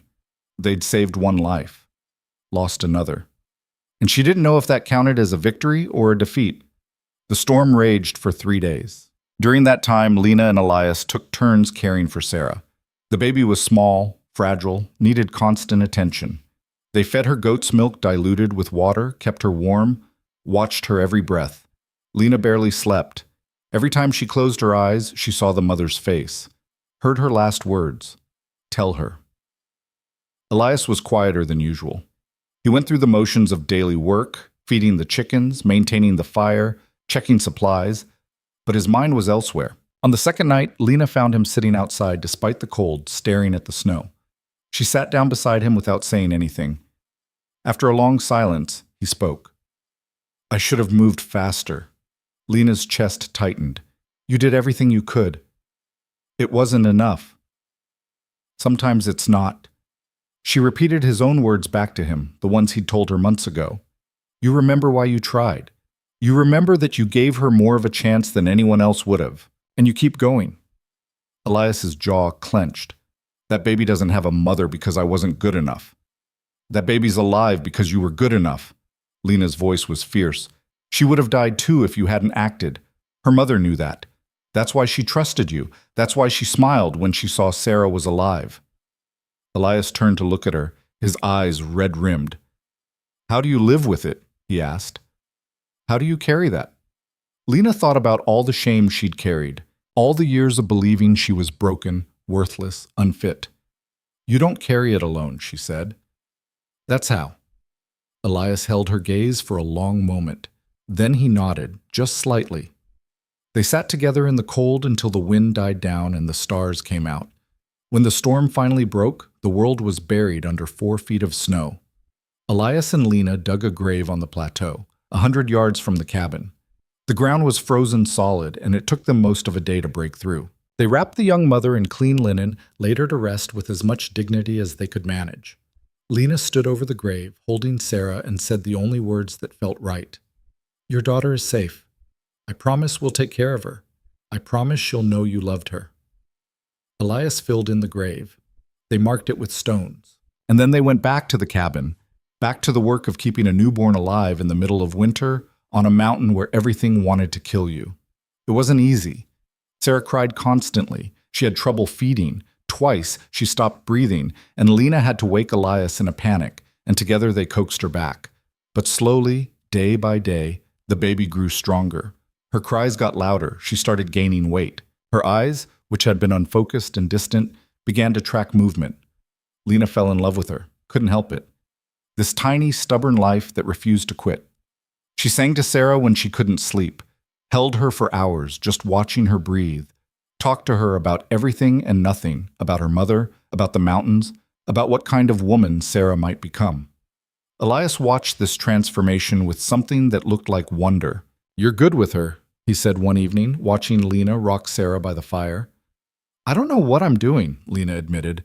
Neither does any new mother, but you're doing it anyway. He paused. What happens when someone comes looking for her? Family? Lena's arms tightened around Sarah. I don't know. But 3 weeks after the storm, someone did come. An older man, weather-beaten and exhausted, climbed the ridge calling a name. Emma? Emma? Lena stepped outside, her stomach sinking. Are you looking for someone? The man turned to her, desperation in his eyes. My daughter, Emma Foster. She was pregnant, due any day. She left during the storm, said she was going for help. We haven't seen her since. Lena's throat closed. I'm so sorry. She made it here, but... The man's face crumpled. No, please. The baby survived, Lena said quickly. Your granddaughter. She's healthy. She's here. The man's legs gave out. He dropped to his knees in the snow, sobbing. Lena brought Sarah outside, wrapped in blankets, placed her in her grandfather's arms. He held her like she was made of glass, tears streaming down his weathered face. Emma wanted a girl. She was so happy when she found out. She named her Sarah, Lena said quietly. Those were her last words. The man nodded, unable to speak. He stayed for an hour, holding Sarah, grieving his daughter. When he finally stood to leave, he looked at Lena with raw gratitude. Thank you for saving her, for taking care of her when... His voice broke. Thank you. Do you have someone to help you? Lena asked. Caring for an infant. My wife. She'll be overjoyed. Heartbroken, but overjoyed. He adjusted Sarah in his arms. We'll raise her right. Tell her about her mother, about what you did here. He started down the ridge, then stopped, turned back. People talk about you, about what you and Vance do up here. They say you're not real doctors, but my granddaughter's alive because of you. That's more real than any piece of paper. After he left, Lena stood in the empty cabin, feeling the absence of Sarah's weight in her arms. Elias came up beside her. You did the right thing. I know. Her voice was thick. Doesn't make it easier. No, it doesn't. They stood together in the silence, mourning the loss of a baby that was never theirs, but had filled a space neither of them knew was empty. The weeks that followed were hard in different ways. Spring was trying to break through, but winter fought back viciously. Snow one day, sun the next, then freezing rain that turned everything to ice.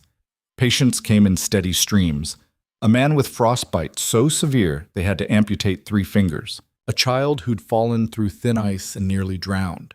A woman with pneumonia who coughed blood for days before Elias's treatments finally turned the tide. Lena worked alongside him, her skills sharpening with each case. She could set bones now, stitch deep wounds, recognize the difference between viral and bacterial infections by symptoms alone. But more than technique, she was learning presence, how to sit with people in their pain, how to deliver bad news with honesty and compassion, how to hold space for grief while still fighting for life. One afternoon, a family arrived with their son, a boy of about 12. He'd been kicked by a horse, and his abdomen was rigid, swollen. Elias examined him carefully, his expression growing grave. Internal bleeding, he said quietly to Lena, out of the family's earshot. Likely a ruptured spleen. Lena's heart sank. Can we? No. This needs a real surgeon, equipment we don't have, a hospital. The nearest hospital is 3 days' ride. I know. Elias's jaw was tight. That's the problem. He turned to the family, explained the situation with brutal honesty. The boy needed surgery they couldn't provide. He might not survive the journey, but staying here meant certain death. The father's face went white. What do we do? You ride hard, Elias said. I'll give you herbs to slow the bleeding, keep him sedated. But you need to leave now, and you need to pray you make it in time. He prepared the medicines while Lena helped stabilize the boy. They fashioned a makeshift stretcher, gave the father detailed instructions. As the family prepared to leave, the mother gripped Lena's hand. Will he make it? She asked, her voice breaking. Lena wanted to lie, wanted to give her hope, but she'd learned that false hope was crueler than hard truth. I don't know, she said, but you're giving him the best chance he has. The family left at a gallop, the boy's pale face disappearing into the distance. Lena and Elias stood watching until they were out of sight. Will he make it? Lena asked. Maybe. Elias's voice was tired.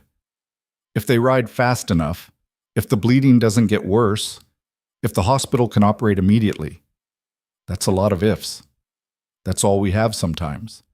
They went back inside, cleaned the cabin, prepared for the next patient, because there would always be a next patient. That night, Lena couldn't sleep.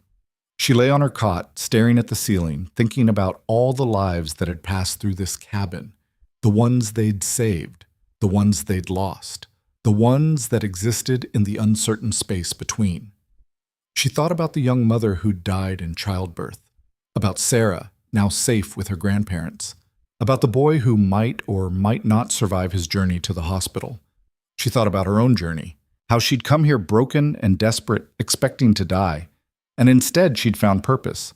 It wasn't what she'd imagined for herself back when she was a seamstress in Coldwater, worrying about thread patterns and hem lengths. That life felt like someone else's memory now. This life, this hard, brutal, beautiful life of trying to save people against impossible odds, this was hers. She sat up, looked across the cabin to where Elias slept in his small back room. This was his life, too. And he'd chosen to share it with her, to teach her, to trust her with the weight of it. She would not let him down. She would not let anyone down, not if she could help it. And even when she couldn't, when patients died despite her best efforts, when children didn't make it to hospitals in time, when mothers bled out on cots, she would keep trying. Because that's what healers did. They showed up. They tried. They carried the grief of their failures and the gratitude of their successes in equal measure. And they kept going. Lena lay back down, pulled the blanket up to her chin, and finally let herself sleep. Tomorrow would bring new challenges, new patients, new choices. But tonight, she rested, and in the morning, she would be ready. Morning came with unexpected warmth. Lena woke to sunlight streaming through the window. Actual sunlight, not the weak gray light that had defined the past months. She sat up, stretched, felt her muscles protest from yesterday's work. Her hands were calloused now, permanently stained with traces of medicinal herbs no amount of scrubbing could remove. She'd stopped trying to hide them. They were marks of purpose, not shame. Outside, she could hear water dripping. The ice was melting. Spring was finally winning. Elias was already up, standing in the doorway, looking out at the plateau. The snow had receded enough to expose patches of brown earth and the first hints of green, tiny shoots pushing through the frozen ground with stubborn determination. "We'll be able to plant soon," he said when Lena joined him. "Another few weeks and the ground will be soft enough." Lena nodded, breathing in the clean air. It smelled different, like possibility, like new beginnings. "How many patients do you think we'll see once the trails are fully clear?" Elias's expression was thoughtful. "More than we can handle alone. Word's been spreading all winter. People have been waiting for the thaw." He paused, his eyes scanning the distant mountains. "I've been thinking we might need help." "What kind of help?" "Another pair of hands, someone we can train, someone who wants to learn." Lena felt something shift in her chest. The idea of teaching someone else, of passing on what she'd learned. It felt right, like the natural progression of things. "You think we're ready for that?" "I think you're ready for that." Elias looked at her directly. "You've been ready for months. I've just been waiting for you to realize it." Before Lena could respond, they heard footsteps approaching. Two figures were climbing the ridge, one familiar, one new. Margaret Carter moved with the determined stride Lena had come to recognize over her frequent visits. But beside her walked a young woman Lena had never seen before. She was slight, maybe 20 years old, with dark hair pulled back in a practical braid and eyes that looked too old for her face. "Lena," Margaret called out as they approached. "This is Ruth Brennan. She's come a long way to meet you." Ruth stopped a few feet from the cabin, her hands clasped nervously in front of her. She wore a threadbare dress that had been mended multiple times and boots that had seen better days, but her spine was straight, her gaze direct. "Miss Carter," Ruth said, "I've heard about what you do here, what you've learned. I was hoping—" She took a breath. "I was hoping you might teach me." Lena studied the young woman, saw the hunger in her eyes, the desperate hope barely contained. It was a look she recognized intimately. "Why do you want to learn?" "Because I'm tired of watching people suffer when I know something could be done. Because the doctors in town charge more than most families can afford, and if you can't pay, you just die." Ruth's voice grew stronger, steadier. "My little brother got pneumonia 2 winters ago. My father worked 12-hour days at the mill, but we still couldn't afford the doctor's fee. By the time we scraped together enough money, it was too late." The silence that followed was heavy. "I'm sorry," Lena said quietly. "Everyone's sorry. Sorry doesn't bring him back." Ruth's eyes were fierce now, burning with something that looked like rage and grief twisted together. "But maybe if I learn what you know, I can stop it from happening to someone else's brother." Elias stepped forward, his expression unreadable. "Learning to heal isn't about revenge. I know that." Ruth met his gaze without flinching. "It's about making sure that when someone needs help, there's someone there who knows what to do. Someone who will help them whether they can pay or not." Elias looked at Lena, a question in his eyes. Lena saw herself in Ruth, not as she was now, but as she'd been 8 months ago, desperate, determined, ready to do whatever it took to matter. "You can stay," Lena said. "Trial basis? 1 month. If you can handle the work, and if we think you have what it takes, we'll talk about making it permanent." Ruth's face transformed, hope breaking through like sunlight through clouds. "Thank you. I promise I won't let you down." "Don't make promises you don't know if you can keep," Elias said, but his tone wasn't unkind. "Just show up tomorrow morning before dawn and we'll see what you're made of." After Margaret and Ruth left, Margaret squeezing Lena's hand with unmistakable pride, Ruth practically vibrating with nervous energy, Elias turned to Lena. "You just took on an apprentice." "We just took on an apprentice," Lena corrected. "Are you ready for that responsibility?" Lena thought about all the times Elias had challenged her, pushed her, refused to let her quit when quitting would have been easier. She thought about the patience he'd shown, the knowledge he'd shared, the trust he'd placed in her even when she didn't trust herself. "Someone gave me a chance when I needed one," she said. "Seems right to pass it on." Elias smiled, a real smile, rare and genuine. "You're going to be a good teacher. I learned from the best." "Flattery won't get you out of checking the chicken coop." Lena laughed. "It was worth a try." Ruth arrived the next morning in the dark, just as the first hints of dawn were touching the eastern sky. Lena was already awake, had been for an hour, preparing supplies for the day's work. "I'm here," Ruth announced, slightly out of breath from the climb. "I can see that." Lena handed her a canvas bag. "We're gathering herbs today. You'll carry what we collect, and you'll pay attention to everything I show you. I won't repeat myself." Ruth nodded eagerly. "Yes, ma'am." "Don't call me ma'am. It makes me feel old. Lena is fine." They set out into the forest with Elias leading the way. The trails were still muddy from snowmelt, treacherous in places where ice lurked beneath deceptive surfaces. Ruth slipped twice in the first 10 minutes, but caught herself both times without complaint. Elias stopped beside a stand of young trees with distinctive bark. "Willow," he said, running his hand over the trunk. "We harvest the bark in spring when the sap is running. It's one of our most important medicines." "What's it used for?" Ruth asked. "Pain relief? Fever reduction? Inflammation?" Elias pulled out a small knife, showed Ruth how to strip bark without killing the tree. "You take only what you need, never more. The forest provides, but only if you respect it." Ruth watched carefully, her brow furrowed in concentration. When Elias handed her the knife and told her to try, she mimicked his movements exactly, careful, methodical, respectful. "Good," Elias said. "You follow instructions well." They moved through the forest for hours. Elias and Lena showed Ruth how to identify plants by leaf shape, by smell, by the soil they grew in. Yellow dock for iron deficiency, mullein for respiratory issues, yarrow for wounds, golden seal for infection. Ruth absorbed everything like dry earth soaking up rain. She asked questions, smart questions that showed she was actually thinking about what she was learning, not just memorizing by rote. "Why can't you harvest golden seal after it flowers?" she asked at one point. "Because the medicinal compounds are concentrated in the root before flowering," Lena explained. "After the plant puts energy into reproduction, the root weakens. It's all about timing. So you have to know not just what plants are, but when to gather them." Exactly. A medicine gathered at the wrong time might be useless, or worse, harmful. Ruth nodded, filing this information away with everything else. By the time they returned to the cabin, the sun was high, and Ruth's bag was heavy with plants. She set it down with obvious relief, but didn't sit. Just stood there, waiting for the next instruction. Lena was impressed despite herself. "You can rest. We'll process these this afternoon." "I'm fine," Ruth said, though she was clearly exhausted. "Rest isn't weakness," Elias said, appearing from the back room with a loaf of bread and a block of cheese. "Your body is a tool. Tools need maintenance. Sit, eat, rest for an hour. Then we'll teach you how to prepare what we gathered." Ruth sat, accepting the food gratefully. "Can I ask you something?" "You just did," Elias said dryly. Ruth smiled. "Can I ask you something else?"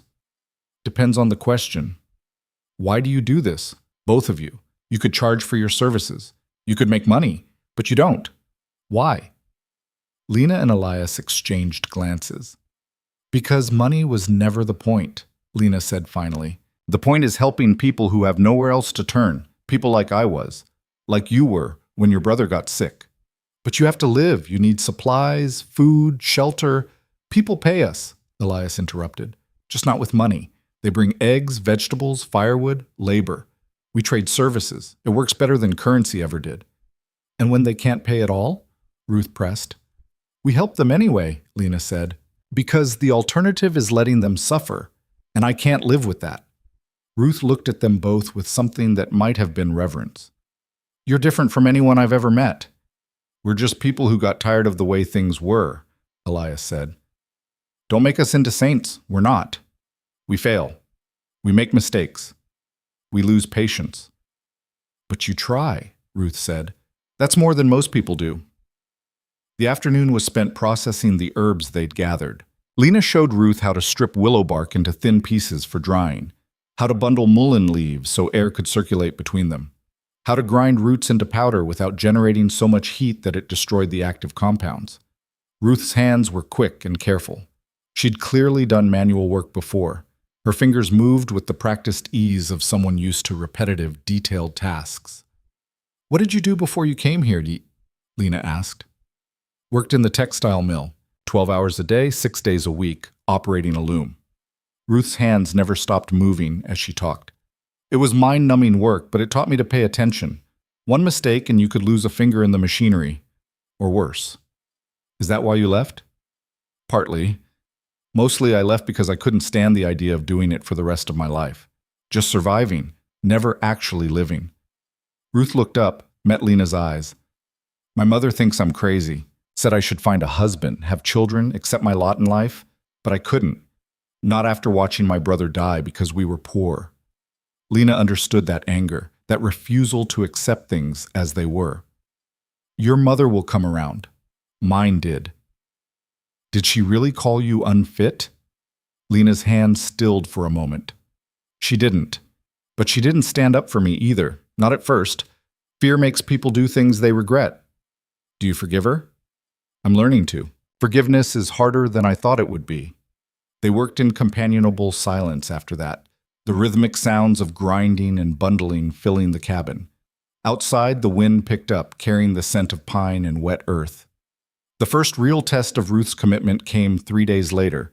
They'd just finished breakfast when they heard shouting from the trail. All three of them rushed outside to see two men supporting a third between them. The injured man's leg was bent at an unnatural angle, bone visible through torn flesh. "Help!" one of the men shouted. "He fell! Logging accident!" Elias was already moving. "Get him inside. Lena, prepare the surgical area. Ruth, boil water and get every clean cloth we have." They worked with the practiced coordination they'd developed over months. Ruth moved quickly but calmly, following instructions without hesitation. The injured man was conscious, screaming in pain. Lena could see that the bone had broken through the skin, a compound fracture. Dangerous. High risk of infection. Elias examined the wound, his face grim. "I need to set this and close the wound. It's going to be messy." The man gripped the edges of the cot, his knuckles white. "Just do it, please." Elias looked at Ruth. "This is what healing looks like sometimes. It's not gentle. It's not pretty. If you can't handle it, leave now. No shame in that." Ruth's face was pale, but she didn't move. "I'm staying." What followed was brutal. Elias had to realign the bone, pushing it back into place while the man screamed. Lena held him down, her own stomach churning. Ruth stood ready with supplies, her hands shaking but her feet planted. When Elias called for tools or bandages, Ruth handed them over without fumbling. When blood splattered across the floor, she didn't flinch. When the man vomited from the pain, she cleaned it up without complaint. By the time Elias finished, bone set, wound cleaned and stitched, splint applied, all four of them were covered in sweat and blood. The man had passed out from the pain, which was a mercy. Elias stepped back, wiping his hands. "He'll live.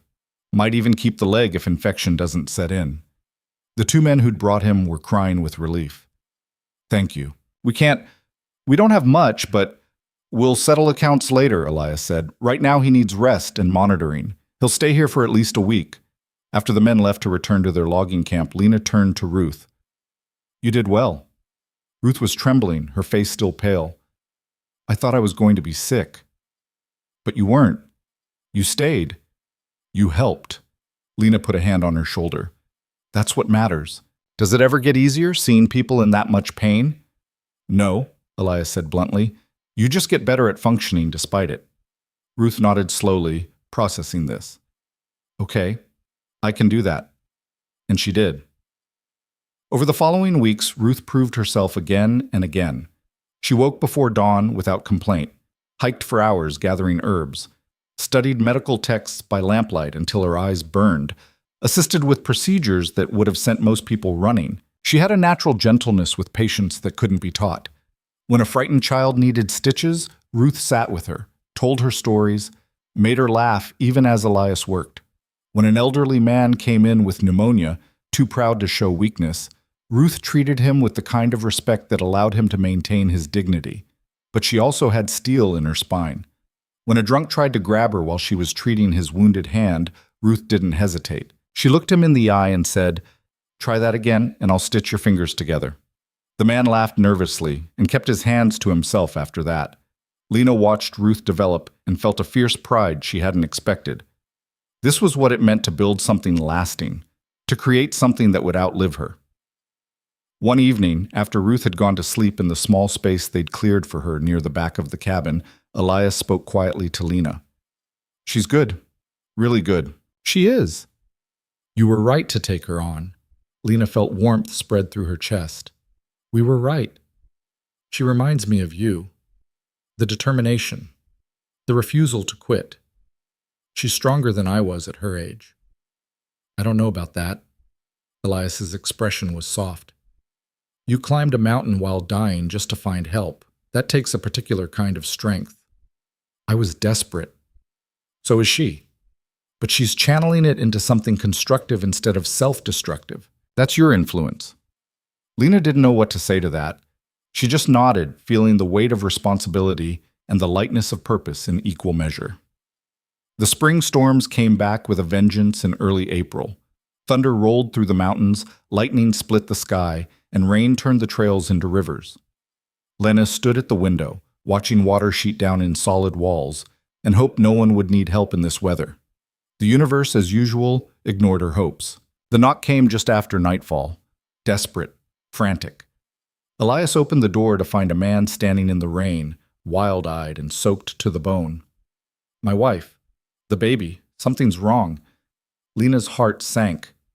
Not another difficult birth. Not in this weather. "Where is she?" Elias asked, already grabbing his medical bag. "Our cabin. Half a mile north. She's been in labor for hours, but the baby won't come, and there's blood. So much blood." "Ruth!" Elias barked. "Stay here. Keep the fire going. We might need hot water when we get back." "I'm coming with you," Ruth said, already pulling on her coat. "No, you're not ready for—" "You said I'm good. You said I'm strong." Ruth's eyes blazed. "Let me prove it." Elias looked at Lena. She nodded. "Fine. But you do exactly what we tell you. Exactly. No improvising." They followed the man out into the storm. The rain was punishing, the wind strong enough to stagger them. Son. Lena stayed close to Elias, one hand on his shoulder so she wouldn't lose him in the dark. Ruth followed behind, her breathing labored but her steps steady. The cabin, when they reached it, was barely more than a shack. Firelight leaked through gaps in the walls. They pushed inside to find chaos. A woman lay on a bed in the corner, her face gray with pain and blood loss. Two older women hovered over her, their hands covered in blood, their expressions panicked. "We tried everything," one of them said. "Nothing's working. The baby won't come." Elias pushed past them, knelt beside the laboring woman. His examination was quick and thorough, his face growing tighter with each passing second. "Placenta previa, he said quietly to Lena.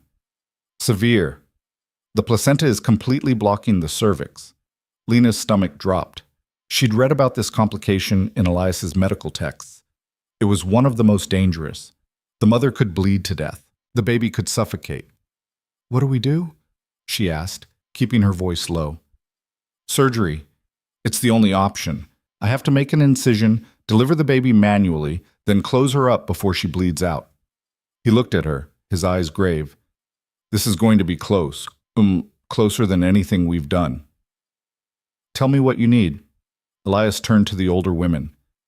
"Everyone out except my team."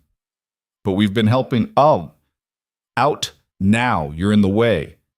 They left, casting frightened looks back at the laboring woman. Elias looked at Ruth. "You're going to see things tonight that you can't unsee. Things that will haunt you. You can still leave." Ruth's jaw set. "I'm staying." "Then get ready to work." What followed was the most intense hour of Lena's life. Elias worked with controlled fury, his hands moving faster than she'd ever seen. He made the incision with a blade sterilized in the fire, his face a mask of concentration. The woman screamed. Lena held her shoulders, leaned close to her ear, talked to her in a steady stream. telling her to breathe, to hold on, that she was strong, that they would save her baby.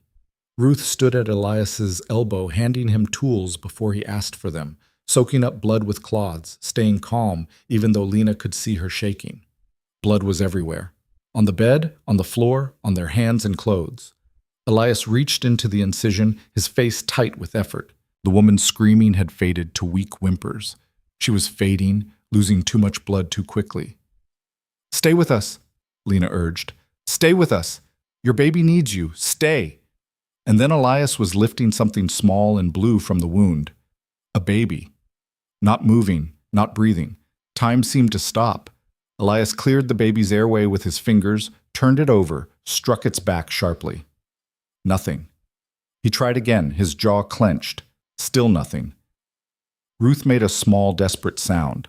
Elias bent, covered the baby's nose and mouth with his own, breathed gently. The baby's chest rose. Fell. He breathed again. The baby convulsed, coughed, and let out a thin, angry wail that was the most beautiful sound Lena had ever heard.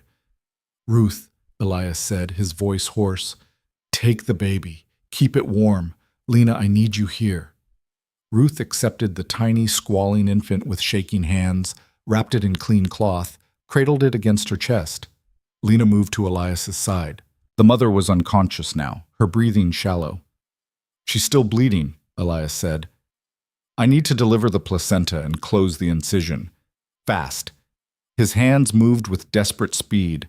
Lena assisted, following his terse instructions, handing him tools, applying pressure where he directed. Minutes stretched into eternity. And then, finally, the bleeding slowed. Stopped. Elias tied off the last stitch, sat back, his hands trembling. "She's stable, for now." The woman's husband, who'd been banished to the corner, rushed forward. Will she? "She'll live, probably. If infection doesn't set in. If she doesn't hemorrhage again. If—" Elias's voice cracked. "She needs to rest, needs monitoring. One of us needs to stay." "I'll stay," Ruth said immediately. Elias looked at her, this young woman holding a newborn baby, her dress covered in blood, her eyes fierce and certain. "You sure?" "I'm sure. You've both taught me what to watch for. I can do this." Elias hesitated, then nodded. "If anything changes, anything, you send for us immediately." "I will."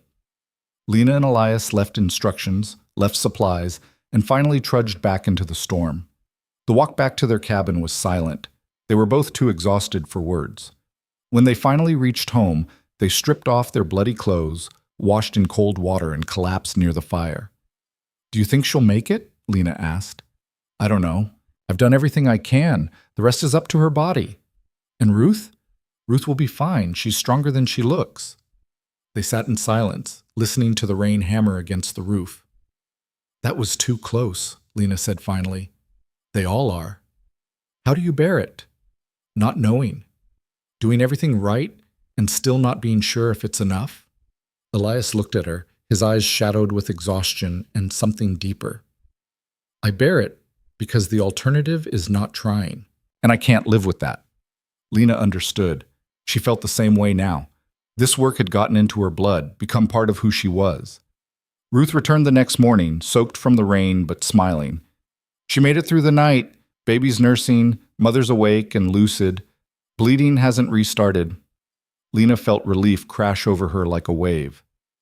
"You did well. I just watched her like you taught me, checked her pulse, monitored the bleeding, made sure she drank water." Ruth's smile widened. She named the baby Hope, said that's what you gave her. Elias cleared his throat, turned away. But Lena saw his shoulders relax, saw the tension drain from him. They'd won this one.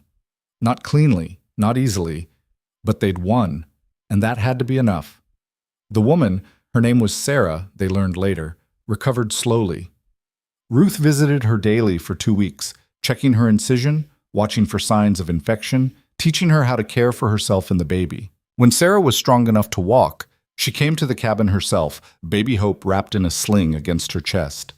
"I wanted to thank you in person," she said. "They told me in town that women with my condition don't survive, that I should make peace with dying, But you didn't accept that. You fought for me. Lena felt her throat tighten. We just did what needed doing. You gave me my life back, gave me a chance to raise my daughter. Sarah's eyes filled with tears. How do I repay that? You don't, Elias said. You just live. Take care of your family. Be happy. That's payment enough. After Sarah left, Ruth turned to Lena and Elias with shining eyes. This is what it's about, isn't it? This feeling, knowing you made a difference. This is exactly what it's about, Lena confirmed. Word of Sarah's survival spread like wildfire through the settlements. People talked about the miraculous birth, the impossible recovery, the healers on the mountain who could save lives that doctors pronounced hopeless. The trickle of patients became a flood. They came from farther away now, 2 days' travel, 3. Some from towns that had their own doctors but had lost faith in them. Lena, Elias, and Ruth worked in shifts. One of them always resting while the other 2 treated patients. It was exhausting, relentless work. But it was also profoundly satisfying. Lena looked at the people they helped and saw herself in every single one. People the system had failed, people who deserved better. And she was giving them better. One afternoon in late spring, a well-dressed man arrived on horseback. He dismounted with practiced ease, approached the cabin with the bearing of someone used to authority. His clothes were fine. Tailored coat, polished boots, a gold watch chain visible across his vest. I'm looking for Elias Vance and Lena Carter, he said. Lena straightened from the garden plot where she'd been working. You found them. The man pulled an envelope from his coat. I'm Martin Hayes, Territorial Health Commissioner. I've been authorized to conduct an investigation into allegations of unlicensed medical practice. The bottom dropped out of Lena's stomach. She'd known this was coming, had known that Pritchard wouldn't stop, but knowing didn't make it any easier. Who filed the complaint? She asked, though she already knew. Dr. Pritchard, he's submitted a formal petition to the Territorial Medical Board claiming you're endangering public health through incompetent and unauthorized medical practice. Elias emerged from the cabin, saw Hayes, and his expression went carefully neutral. You're wasting your time. We're not breaking any laws. That's for me to determine. Hayes looked around, taking in the cabin, the garden, the small outbuildings they'd constructed. I'll need to interview you both. Examine your facilities. Review your patient records if you keep them. We don't keep records, Elias said. Not the way you mean. No names, just treatments and outcomes. Hayes made a note in a small leather-bound book. Why no names? Privacy.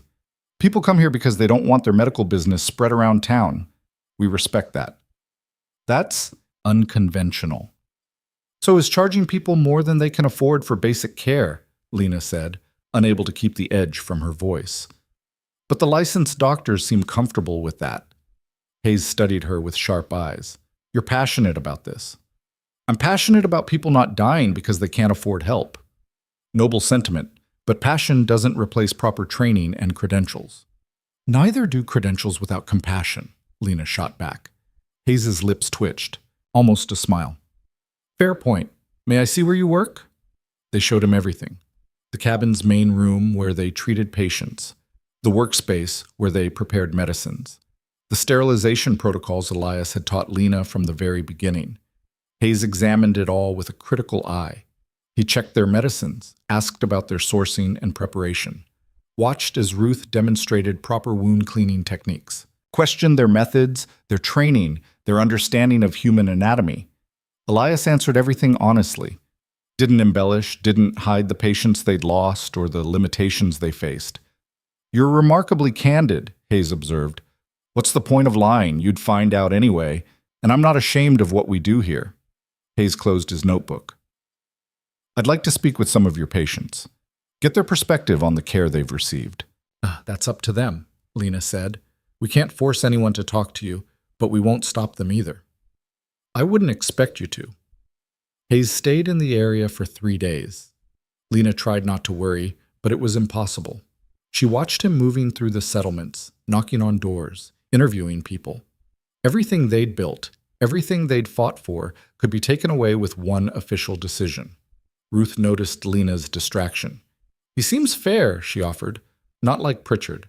Fair doesn't mean sympathetic to what we're doing. No, but it means he'll actually look at the evidence instead of just protecting other doctors. Lena hoped she was right. On the evening of the third day, Hayes returned to the cabin. All three of them were there, Lena, Elias, and Ruth. They'd been expecting this, the final verdict. Hayes sat down, opened his notebook. The cabin was silent except for the crackling fire. "I've completed my investigation," he said. Lena's heart hammered against her ribs. "I spoke with 42 individuals who've received care from you over the past 8 months. Not a single one had a complaint. In fact, most were effusive in their praise. Several told me you'd save their lives or the lives of their children when no one else would help them." He paused, flipped a page. "I also reviewed Dr. Pritchard's patient records from the same time period. He saw significantly fewer patients. His success rates were lower. And his fees were, as you noted, substantially higher than most families can reasonably afford." Lena didn't dare to breathe. "Additionally," Hayes continued, "I examined your medical knowledge through questioning. While your training is unconventional, your understanding of anatomy, pathology, and treatment protocols is sound. In some cases, superior to what I'd expect from recent medical school graduates." He closed the notebook. "Here's my dilemma. Technically, you're operating without proper licenses. That is a violation of territorial law. I could shut you down, levy fines, possibly pursue criminal charges." Lena felt the world tilt. "However," Hayes said, and that single word felt like a lifeline, "the law exists to protect public health. And based on everything I've seen and heard, you're contributing more to public health than you're harming it. In fact, I'd argue you're filling a critical gap in medical services that licensed physicians have failed to address." He stood, pulled a document from his coat. "I'm going to recommend to the Territorial Medical Board that they create a special provisional license category. It would allow practitioners who demonstrate competence and effectiveness despite lacking formal credentials to practice legally, subject to oversight and regular examination." Lena's breath caught. "You're not shutting us down?" "I'm giving you a path to legitimacy. Whether you take it is up to you." He looked at Elias. "I've read your history, Mr. Vance. You were a skilled physician before politics destroyed you. You deserve another chance to practice with your reputation intact." Elias's voice was rough. "Thank you." Hayes turned to Lena. "And you, Miss Carter, your story is extraordinary. You're proof that determination and natural aptitude can rival formal education. The medical establishment could learn something from your approach to patient care." He handed them the document. "These are the examination requirements. Study them. When you're ready, send word to my office. I'll arrange for testing. If you pass, and I believe you will, you'll receive provisional licenses valid for 2 years. During that time, you'll be subject to annual reviews. If your patient outcomes remain strong, the licenses will become permanent." After Hayes left, Lena stood holding the document, unable to believe what had just happened. "We could be legitimate," she said, "actually recognized by the same system that threw us away." Ruth was grinning, practically bouncing. "This is incredible." But Elias was quiet, his expression complicated. "What's wrong?" Lena asked. "Nothing's wrong, it's just—" He ran a hand through his hair. "I stopped caring about legitimacy years ago, stopped needing approval from the same people who exiled me. I built a life outside their system, and I was content with that. Now they're offering me back in, and I don't know if I even want it anymore." Lena set the document down, faced him fully. "Then we don't take it. We keep doing exactly what we're doing. Licenses be damned." "But you should take it," Elias said. "You deserve recognition for what you've accomplished. You deserve to practice without looking over your shoulder, wondering when they'll come to shut you down." "I don't need their recognition. I need to keep helping people, with or without a license." Elias looked at her for a long moment, something shifting in his eyes. "You really have changed. The woman who came here was desperate for approval, for acceptance. Now you don't need it. I learned from you. You showed me that my worth doesn't depend on what other people think." Ruth cleared her throat. "For what it's worth, I think you should both take the exams. Not because you need validation, but because having official recognition would let you help even more people. The ones who are still afraid to trust unlicensed healers, the ones who need permission from authority before they'll accept help." Lena considered this. "She makes a good point."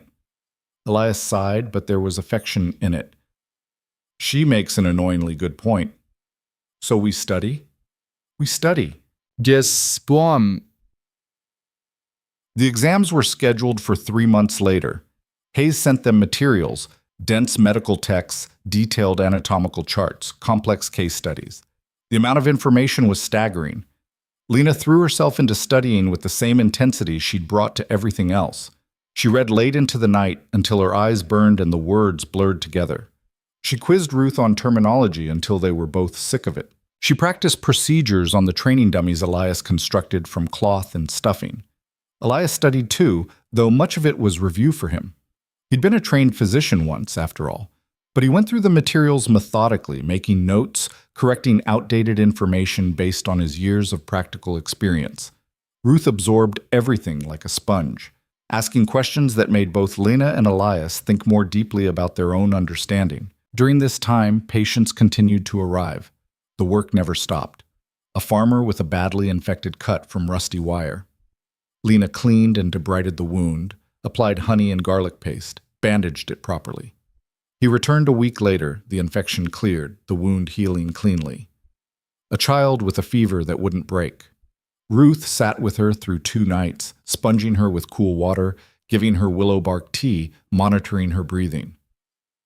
On the 3rd morning, the fever broke. The child recovered fully, an elderly man with arthritis so severe he could barely walk. Elias prepared a tincture of devil's claw and turmeric, taught the man exercises to maintain mobility. After a month of treatment, the man walked up the mountain under his own power to thank them.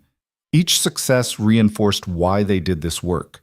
Each recovery was proof that they weren't frauds or charlatans, but healers in the truest sense. And slowly, Lena began to believe they might actually pass the exams.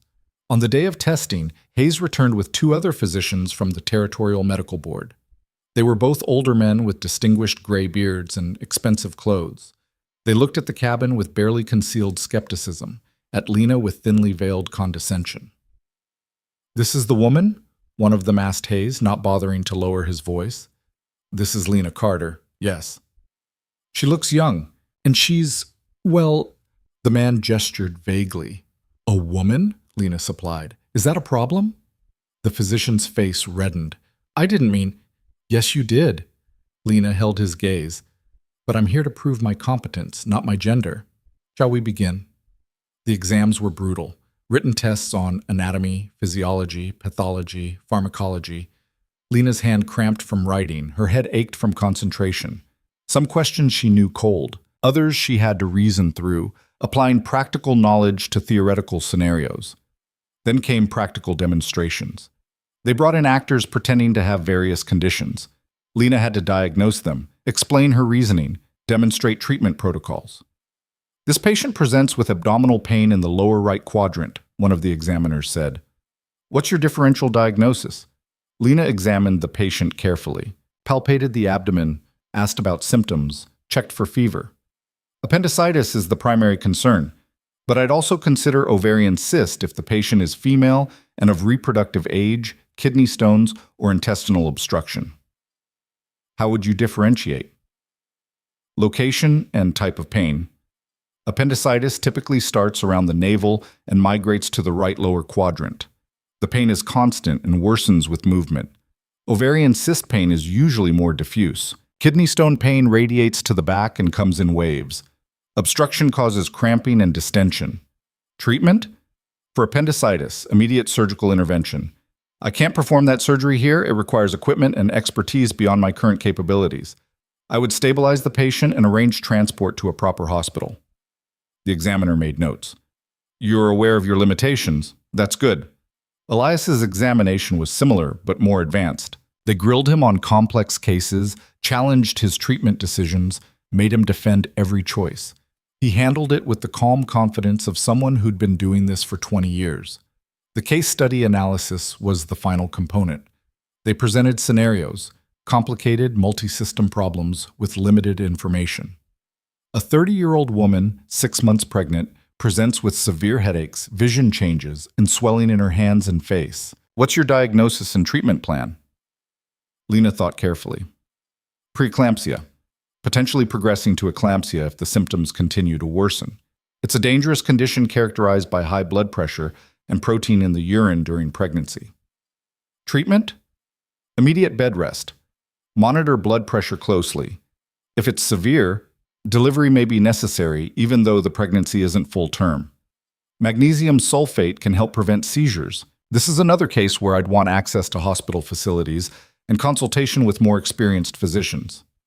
Why? Because preeclampsia can kill both mother and baby very quickly if it progresses to eclampsia. I can manage early stages and I know warning signs, but severe cases need resources I don't have here. The examiners conferred quietly. Then one of them said, "You're honest about your limitations. Many physicians with far more training lack that humility." When the examinations finally ended, Lena felt wrung out, exhausted, uncertain. The three examiners retreated to confer while Lena, Elias, and Ruth waited. The minutes stretched like hours. Finally, Hayes emerged. "Mr. Vance, Miss Carter, after careful consideration and some spirited debate, the board has reached a decision." Lena's heart hammered. "You've both demonstrated competence that meets or exceeds the standards we expect from licensed practitioners. Your knowledge is comprehensive, your practical skills are excellent, and your awareness of your own limitations shows the kind of judgment we value." He paused, and Lena couldn't read his expression. "Therefore, we are granting you both provisional medical licenses, valid for 2 years and subject to annual review. During that time, you'll submit patient outcome reports and allow periodic inspections. If your patient outcomes remain strong and your practices meet our standards, the licenses will become permanent." Lena felt her knees go weak. "We passed?" "You more than passed. You impressed 3 very skeptical physicians, which is no small feat." Hayes smiled, a genuine expression. "Congratulations." Ruth let out a whoop of joy, grabbed Lena in a fierce hug. Lena hugged her back, feeling tears stream down her face. Elias stood very still, his expression complex. Hayes approached him, extended his hand. "Welcome back to legitimate practice, Mr. Vance. It's been too long." Elias took his hand, his voice thick. "Thank you. This means more than you know." That night, after the examiners had left and the celebration had wound down, Lena found Elias sitting outside under the stars. She sat beside him, didn't say anything at first, just sat. "Are you okay?" she finally asked. "I didn't think it would matter," Elias said quietly. "The license, the official recognition, I told myself I'd moved beyond needing their approval, but it does matter. Yeah." He looked at her, his eyes reflecting starlight. "Because it means they can't take this away from us anymore. Can't threaten us with arrest or shut us down for helping people. We're legitimate now, protected." Lena smiled. "We were always legitimate. We just have the papers to prove it now." Elias laughed, a real laugh, full and genuine. "When did you become the wise one?" "I learned from the best." They sat in comfortable silence, watching the stars wheel overhead, listening to the night sounds of the mountain that had become their home. "What happens now?" Lena asked. "We keep working. We train Ruth properly, maybe take on more apprentices, build something that lasts beyond just us." He gestured at the mountains. "There are whole valleys out here with no medical care at all. We could change that. A network of clinics? Maybe. Or a school for healers who don't fit the traditional mold. People like you and Ruth. People with potential but no access to formal education." Lena felt excitement kindle in her chest. "We could do that. Not overnight. It would take years, resources, support. But we could do it." "Yes." Elias stood, offered her his hand. "But first we rest. Tomorrow's soon enough to plan the revolution." Lena took his hand, let him pull her to her feet. "Deal." The months that followed were transformative. Word of their legitimacy spread even faster than the rumors had. People who'd been afraid to seek their help before, worried about legal repercussions or social stigma, now came freely. The trickle of patients became a flood. Families traveled for days to receive care they could afford and trust. Women sought prenatal care. Children were brought for vaccinations. Elderly folks came for chronic pain management. Lena, Elias, and Ruth worked longer hours than ever before. But they were happy hours, purposeful hours. They expanded their operation, built a second cabin specifically for patient housing, with beds and clean linens and a proper surgery area. hired a local carpenter to construct an addition to their main cabin, a dedicated workspace for medicine preparation and storage. Ruth continued to blossom under their teaching. Within a year of arriving, she was handling most routine cases independently, only consulting Elias or Lena for particularly complex situations. "You're ready to take the examination yourself," Lena told her one evening. Ruth's eyes went wide. "You think so?" "I know so. You're as competent as I was when I took it, maybe more so. But I've only been learning for a year, and you've worked harder in that year than most medical students work in 4. You're ready, Ruth." Ruth took the exam 6 months later and passed with flying colors. The 3 of them celebrated that night, 3 licensed practitioners, all of whom had arrived at medicine through unconventional paths. "We should make this official," Elias said. "Form a proper medical practice. Maybe call it something." "Like what?" Lena asked. "Mountain medicine. Simple. Descriptive." Ruth nodded enthusiastically. "I like it. It says exactly what we are." And so mountain medicine was born. They took on 2 more apprentices over the next year. Both young women from settlements where they'd had no opportunities, no futures beyond marriage and motherhood, if they were lucky, destitution if they weren't. Both proved to be dedicated students. Lena discovered she loved teaching, loved watching people discover their own capabilities, loved the moment when a student's eyes lit up with understanding, when they performed a procedure correctly for the first time, when they saved their first life. It was like reliving her own transformation through new eyes. Margaret Carter became a permanent fixture at the expanding clinic. She managed supplies, coordinated with settlements to arrange transport for patients who needed hospital care, and served as a grandmother figure to the apprentices. Her relationship with Lena had deepened into something beautiful. They'd moved past the hurt of those early days into genuine friendship. "I'm proud of you," Margaret said one afternoon, watching Lena teach a new apprentice how to set a broken bone. "So incredibly proud." "Thank you for coming back," Lena said, "for standing up for me when it mattered." "I should have done it sooner." "You did it when you could. That's enough." And it was. 2 years after receiving their provisional licenses, Lena and Elias underwent their final review. The same board members returned, examined their patient records, meticulously kept now with consent, reviewed their outcomes, inspected their facilities. The numbers spoke for themselves. Hundreds of patients treated, a mortality rate lower than most hospitals. Patient satisfaction that bordered on reverence. The board granted them permanent, unrestricted licenses. That night, the celebration was larger. Patients came from miles around, bringing food and drink, music and laughter. The plateau was filled with people whose lives had been touched by the work done here. Anna arrived with Sarah, now a healthy 3-year-old with her mother's smile. The logger whose hand had been saved brought his family. The woman who'd nearly died in childbirth came with baby Hope, walking on her own now, calling for Auntie Lena. As Lena moved through the crowd, accepting congratulations and thanks, she felt overwhelmed by the scope of what they'd built. This wasn't just a medical practice. It was a community, a movement, proof that the system could be changed by people who refused to accept it as it was. Near midnight, after most people had gone home and the fire had burned low, Lena found herself alone with Elias. They stood at the edge of the plateau, looking out over the dark mountains, the scattered lights of distant settlements twinkling like earthbound stars. "We did it," Lena said softly. "You did it," Elias corrected. "I just gave you the tools. You built everything else."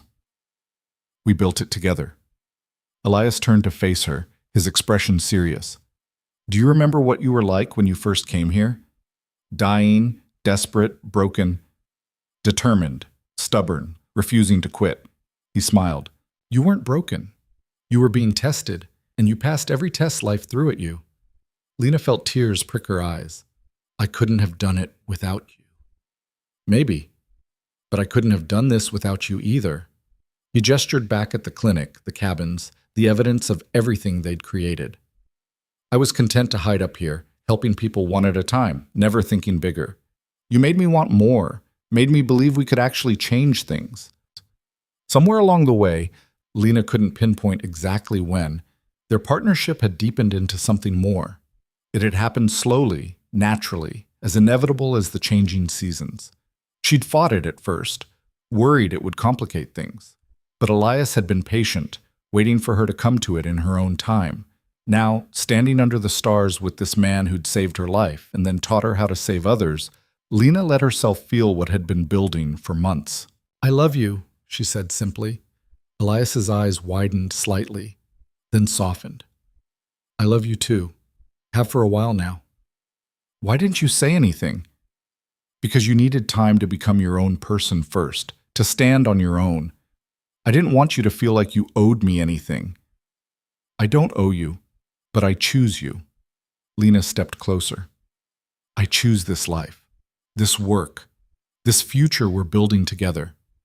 Elias kissed her then, gentle and sure, and Lena felt something settle into place, the final piece of herself clicking home. They stood there, holding each other as the night deepened around them, and Lena thought about how far she'd come. From the gutter of cold water to the peak of this mountain, from broken to whole, from victim to healer, from powerless to powerful.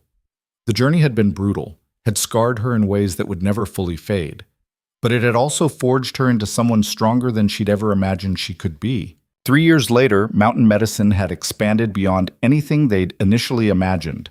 They now operated 4 clinics across the territory, each staffed by practitioners they'd trained. All of them people who'd been rejected by traditional medicine for one reason or another. Too poor to afford school, too female to be taken seriously, too old to be considered, too unconventional to fit the mold. All of them brilliant healers. Lena traveled between the clinics regularly, teaching, consulting, ensuring standards remained high. She'd become something of a legend, the woman who'd been cast out and had returned to reshape the entire medical landscape. Invitations came regularly for her to speak at medical colleges, to advise territorial health policy, to train physicians in her approach to patient care. She accepted some, declined others, always careful to maintain the work that mattered most, actually helping people. One afternoon, a messenger arrived with an official-looking letter. Lena opened it, read it, and laughed out loud.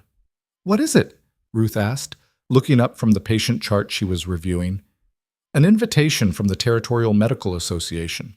They want to present me with their highest honor at their annual conference." Ruth's face lit up. "That's incredible. It's ironic. 3 years ago they were trying to shut us down. Now they want to give me an award." Elias emerged from the back room where he'd been preparing medicines.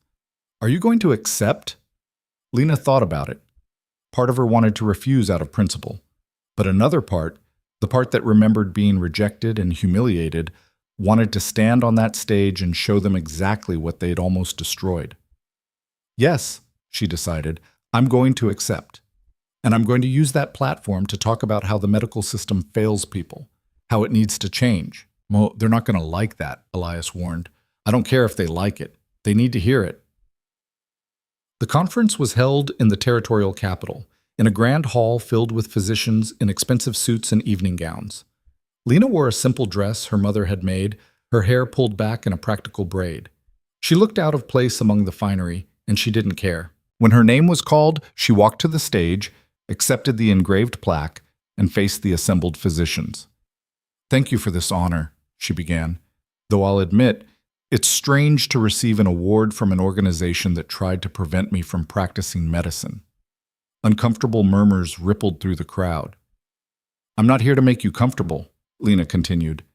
"I'm here to tell you the truth. The medical system in this territory is broken. It serves the wealthy and abandons everyone else. It values credentials over competence, status over service, profit over patience." The murmurs grew louder. "I know this because I was one of the abandoned. When I was sick and dying, a licensed physician turned me away because treating me would hurt his reputation. If I'd listened to him, I'd be dead. Instead, I found a healer who cared more about helping me than about what people would think." She looked out at the sea of faces, saw some angry, some thoughtful, some ashamed. "We've built something different at Mountain Medicine. We treat anyone who needs help, regardless of their ability to pay. We train people who traditional medicine has overlooked, and our patient outcomes are as good as or better than most hospitals." She held up the plaque. "So thank you for this award. But more importantly, thank you for failing so completely that you created space for something better to exist. We're showing you what medicine can be when it's guided by compassion instead of commerce, when it serves people instead of profit, when it values healing over hierarchy. She set the plaque down on the podium. I hope you're paying attention, because we're not going away. We're growing. And we're proving every day that your way isn't the only way. It might not even be the best way. She walked off the stage to stunned silence. Then, from the back of the hall, someone started clapping, a single pair of hands. Lena looked up to see a young woman standing, a medical student based on her age and dress. The woman kept clapping. Another person joined her, then another, then a whole section of younger physicians standing and applauding. Not everyone. Many of the older physicians sat stone-faced, clearly furious. But enough. Enough to show that change was possible, that the next generation was listening. Lena left the hall with her head high and her heart full. 5 years after climbing the mountain, Lena stood in the same spot where she'd first found Elias's cabin. But everything had changed. The original cabin was still there, now serving as their home. But surrounding it were 6 other structures: clinics, classrooms, housing for apprentices and patients. A proper road had been built, making the journey safer and faster. Signposts directed visitors to the right buildings. Mountain medicine had become an institution. They'd trained 47 healers now, all of them practicing across the territory. They'd treated thousands of patients. They'd lobbied for changes to territorial medical law, creating pathways for unconventional practitioners to gain legitimacy. They'd changed the conversation about what medicine could be. Lena heard footsteps behind her, turned to see Elias approaching with their daughter in his arms. Elena was 2 years old, with Lena's dark hair and Elias's gray eyes. She reached for Lena with chubby hands, saying "Mama," in her high, clear voice. Lena took her, held her close, breathed in the sweet baby smell of her. "She's been asking for you," Elias said with a smile. "I was just thinking about how much has changed." "Any regrets?" Lena looked at her daughter, at the man she loved, at the community they'd built together. "Not a single one." Elena squirmed, wanting down. Lena set her on the ground, watched her toddle toward the garden where Ruth was teaching 2 new apprentices how to identify medicinal plants. "Auntie Ruth," Elena called, and Ruth scooped her up, making her giggle. "We should think about expansion again," Elias said. "I've had 3 requests from settlements in the northern valleys. They need clinics, and we have graduates who are ready. Let's do it. The more people we can reach, the better." They walked back toward the main building, hand in hand, talking about logistics and resources and the future they were building. Inside, the clinic was busy. Patients filled the waiting area. Apprentices moved between them, taking histories, offering water, providing comfort. In the treatment rooms, practitioners worked with calm efficiency. A bone being set, a wound being stitched, a fever being monitored, lives being saved. Lena paused in the doorway, taking it all in. This was her legacy, not the awards or the recognition or the changing laws. This, the work, the healing, the proof that compassion and competence could coexist, that medicine could serve everyone, not just the wealthy, that the system could be challenged and changed by people who refused to accept it as immutable. She'd started as a patient, become a healer, evolved into a teacher and leader, but at her core she was still the same person who'd climbed this mountain desperate and dying. She'd just learned to channel that desperation into purpose, to transform her pain into power, to turn her exile into an empire of healing. Margaret appeared from the supply room, saw Lena, and smiled. "There you are. We've got a difficult case in room 3. Young woman, first pregnancy, breech presentation. Ruth's evaluating her now." "I'll go see," Lena said. She walked through the clinic she'd helped build, past patients she'd helped heal, toward a woman who needed her skills and compassion. And as she entered the treatment room, saw the frightened young woman on the table, Lena felt the circle complete itself. She'd been that woman once, scared, suffering, sure she was going to die. But someone had helped her, had seen her worth when she couldn't see it herself, and now she would do the same for others, again and again, for as long as she lived. That was the work. That was the calling. That was everything. The woman who'd been exiled into the wilderness had turned it into a sanctuary. The patient who'd been denied care was now providing it to hundreds. The seamstress who couldn't get anyone to touch her clothes was now touching wounds, setting bones, delivering babies. She'd gone from the bottom of society to reshaping its very structure. Not through force or politics or wealth, but through competence, through compassion, through the simple act of showing up and refusing to quit. Lena Carter had been cast out as unfit for decent society. She'd returned to redefine what decency meant, and in doing so, she'd proven that power isn't given. It's taken, by those brave enough to reach for it, by those stubborn enough to hold on, by those compassionate enough to use it for something bigger than themselves. That was her story. That was her triumph. And it was only the beginning.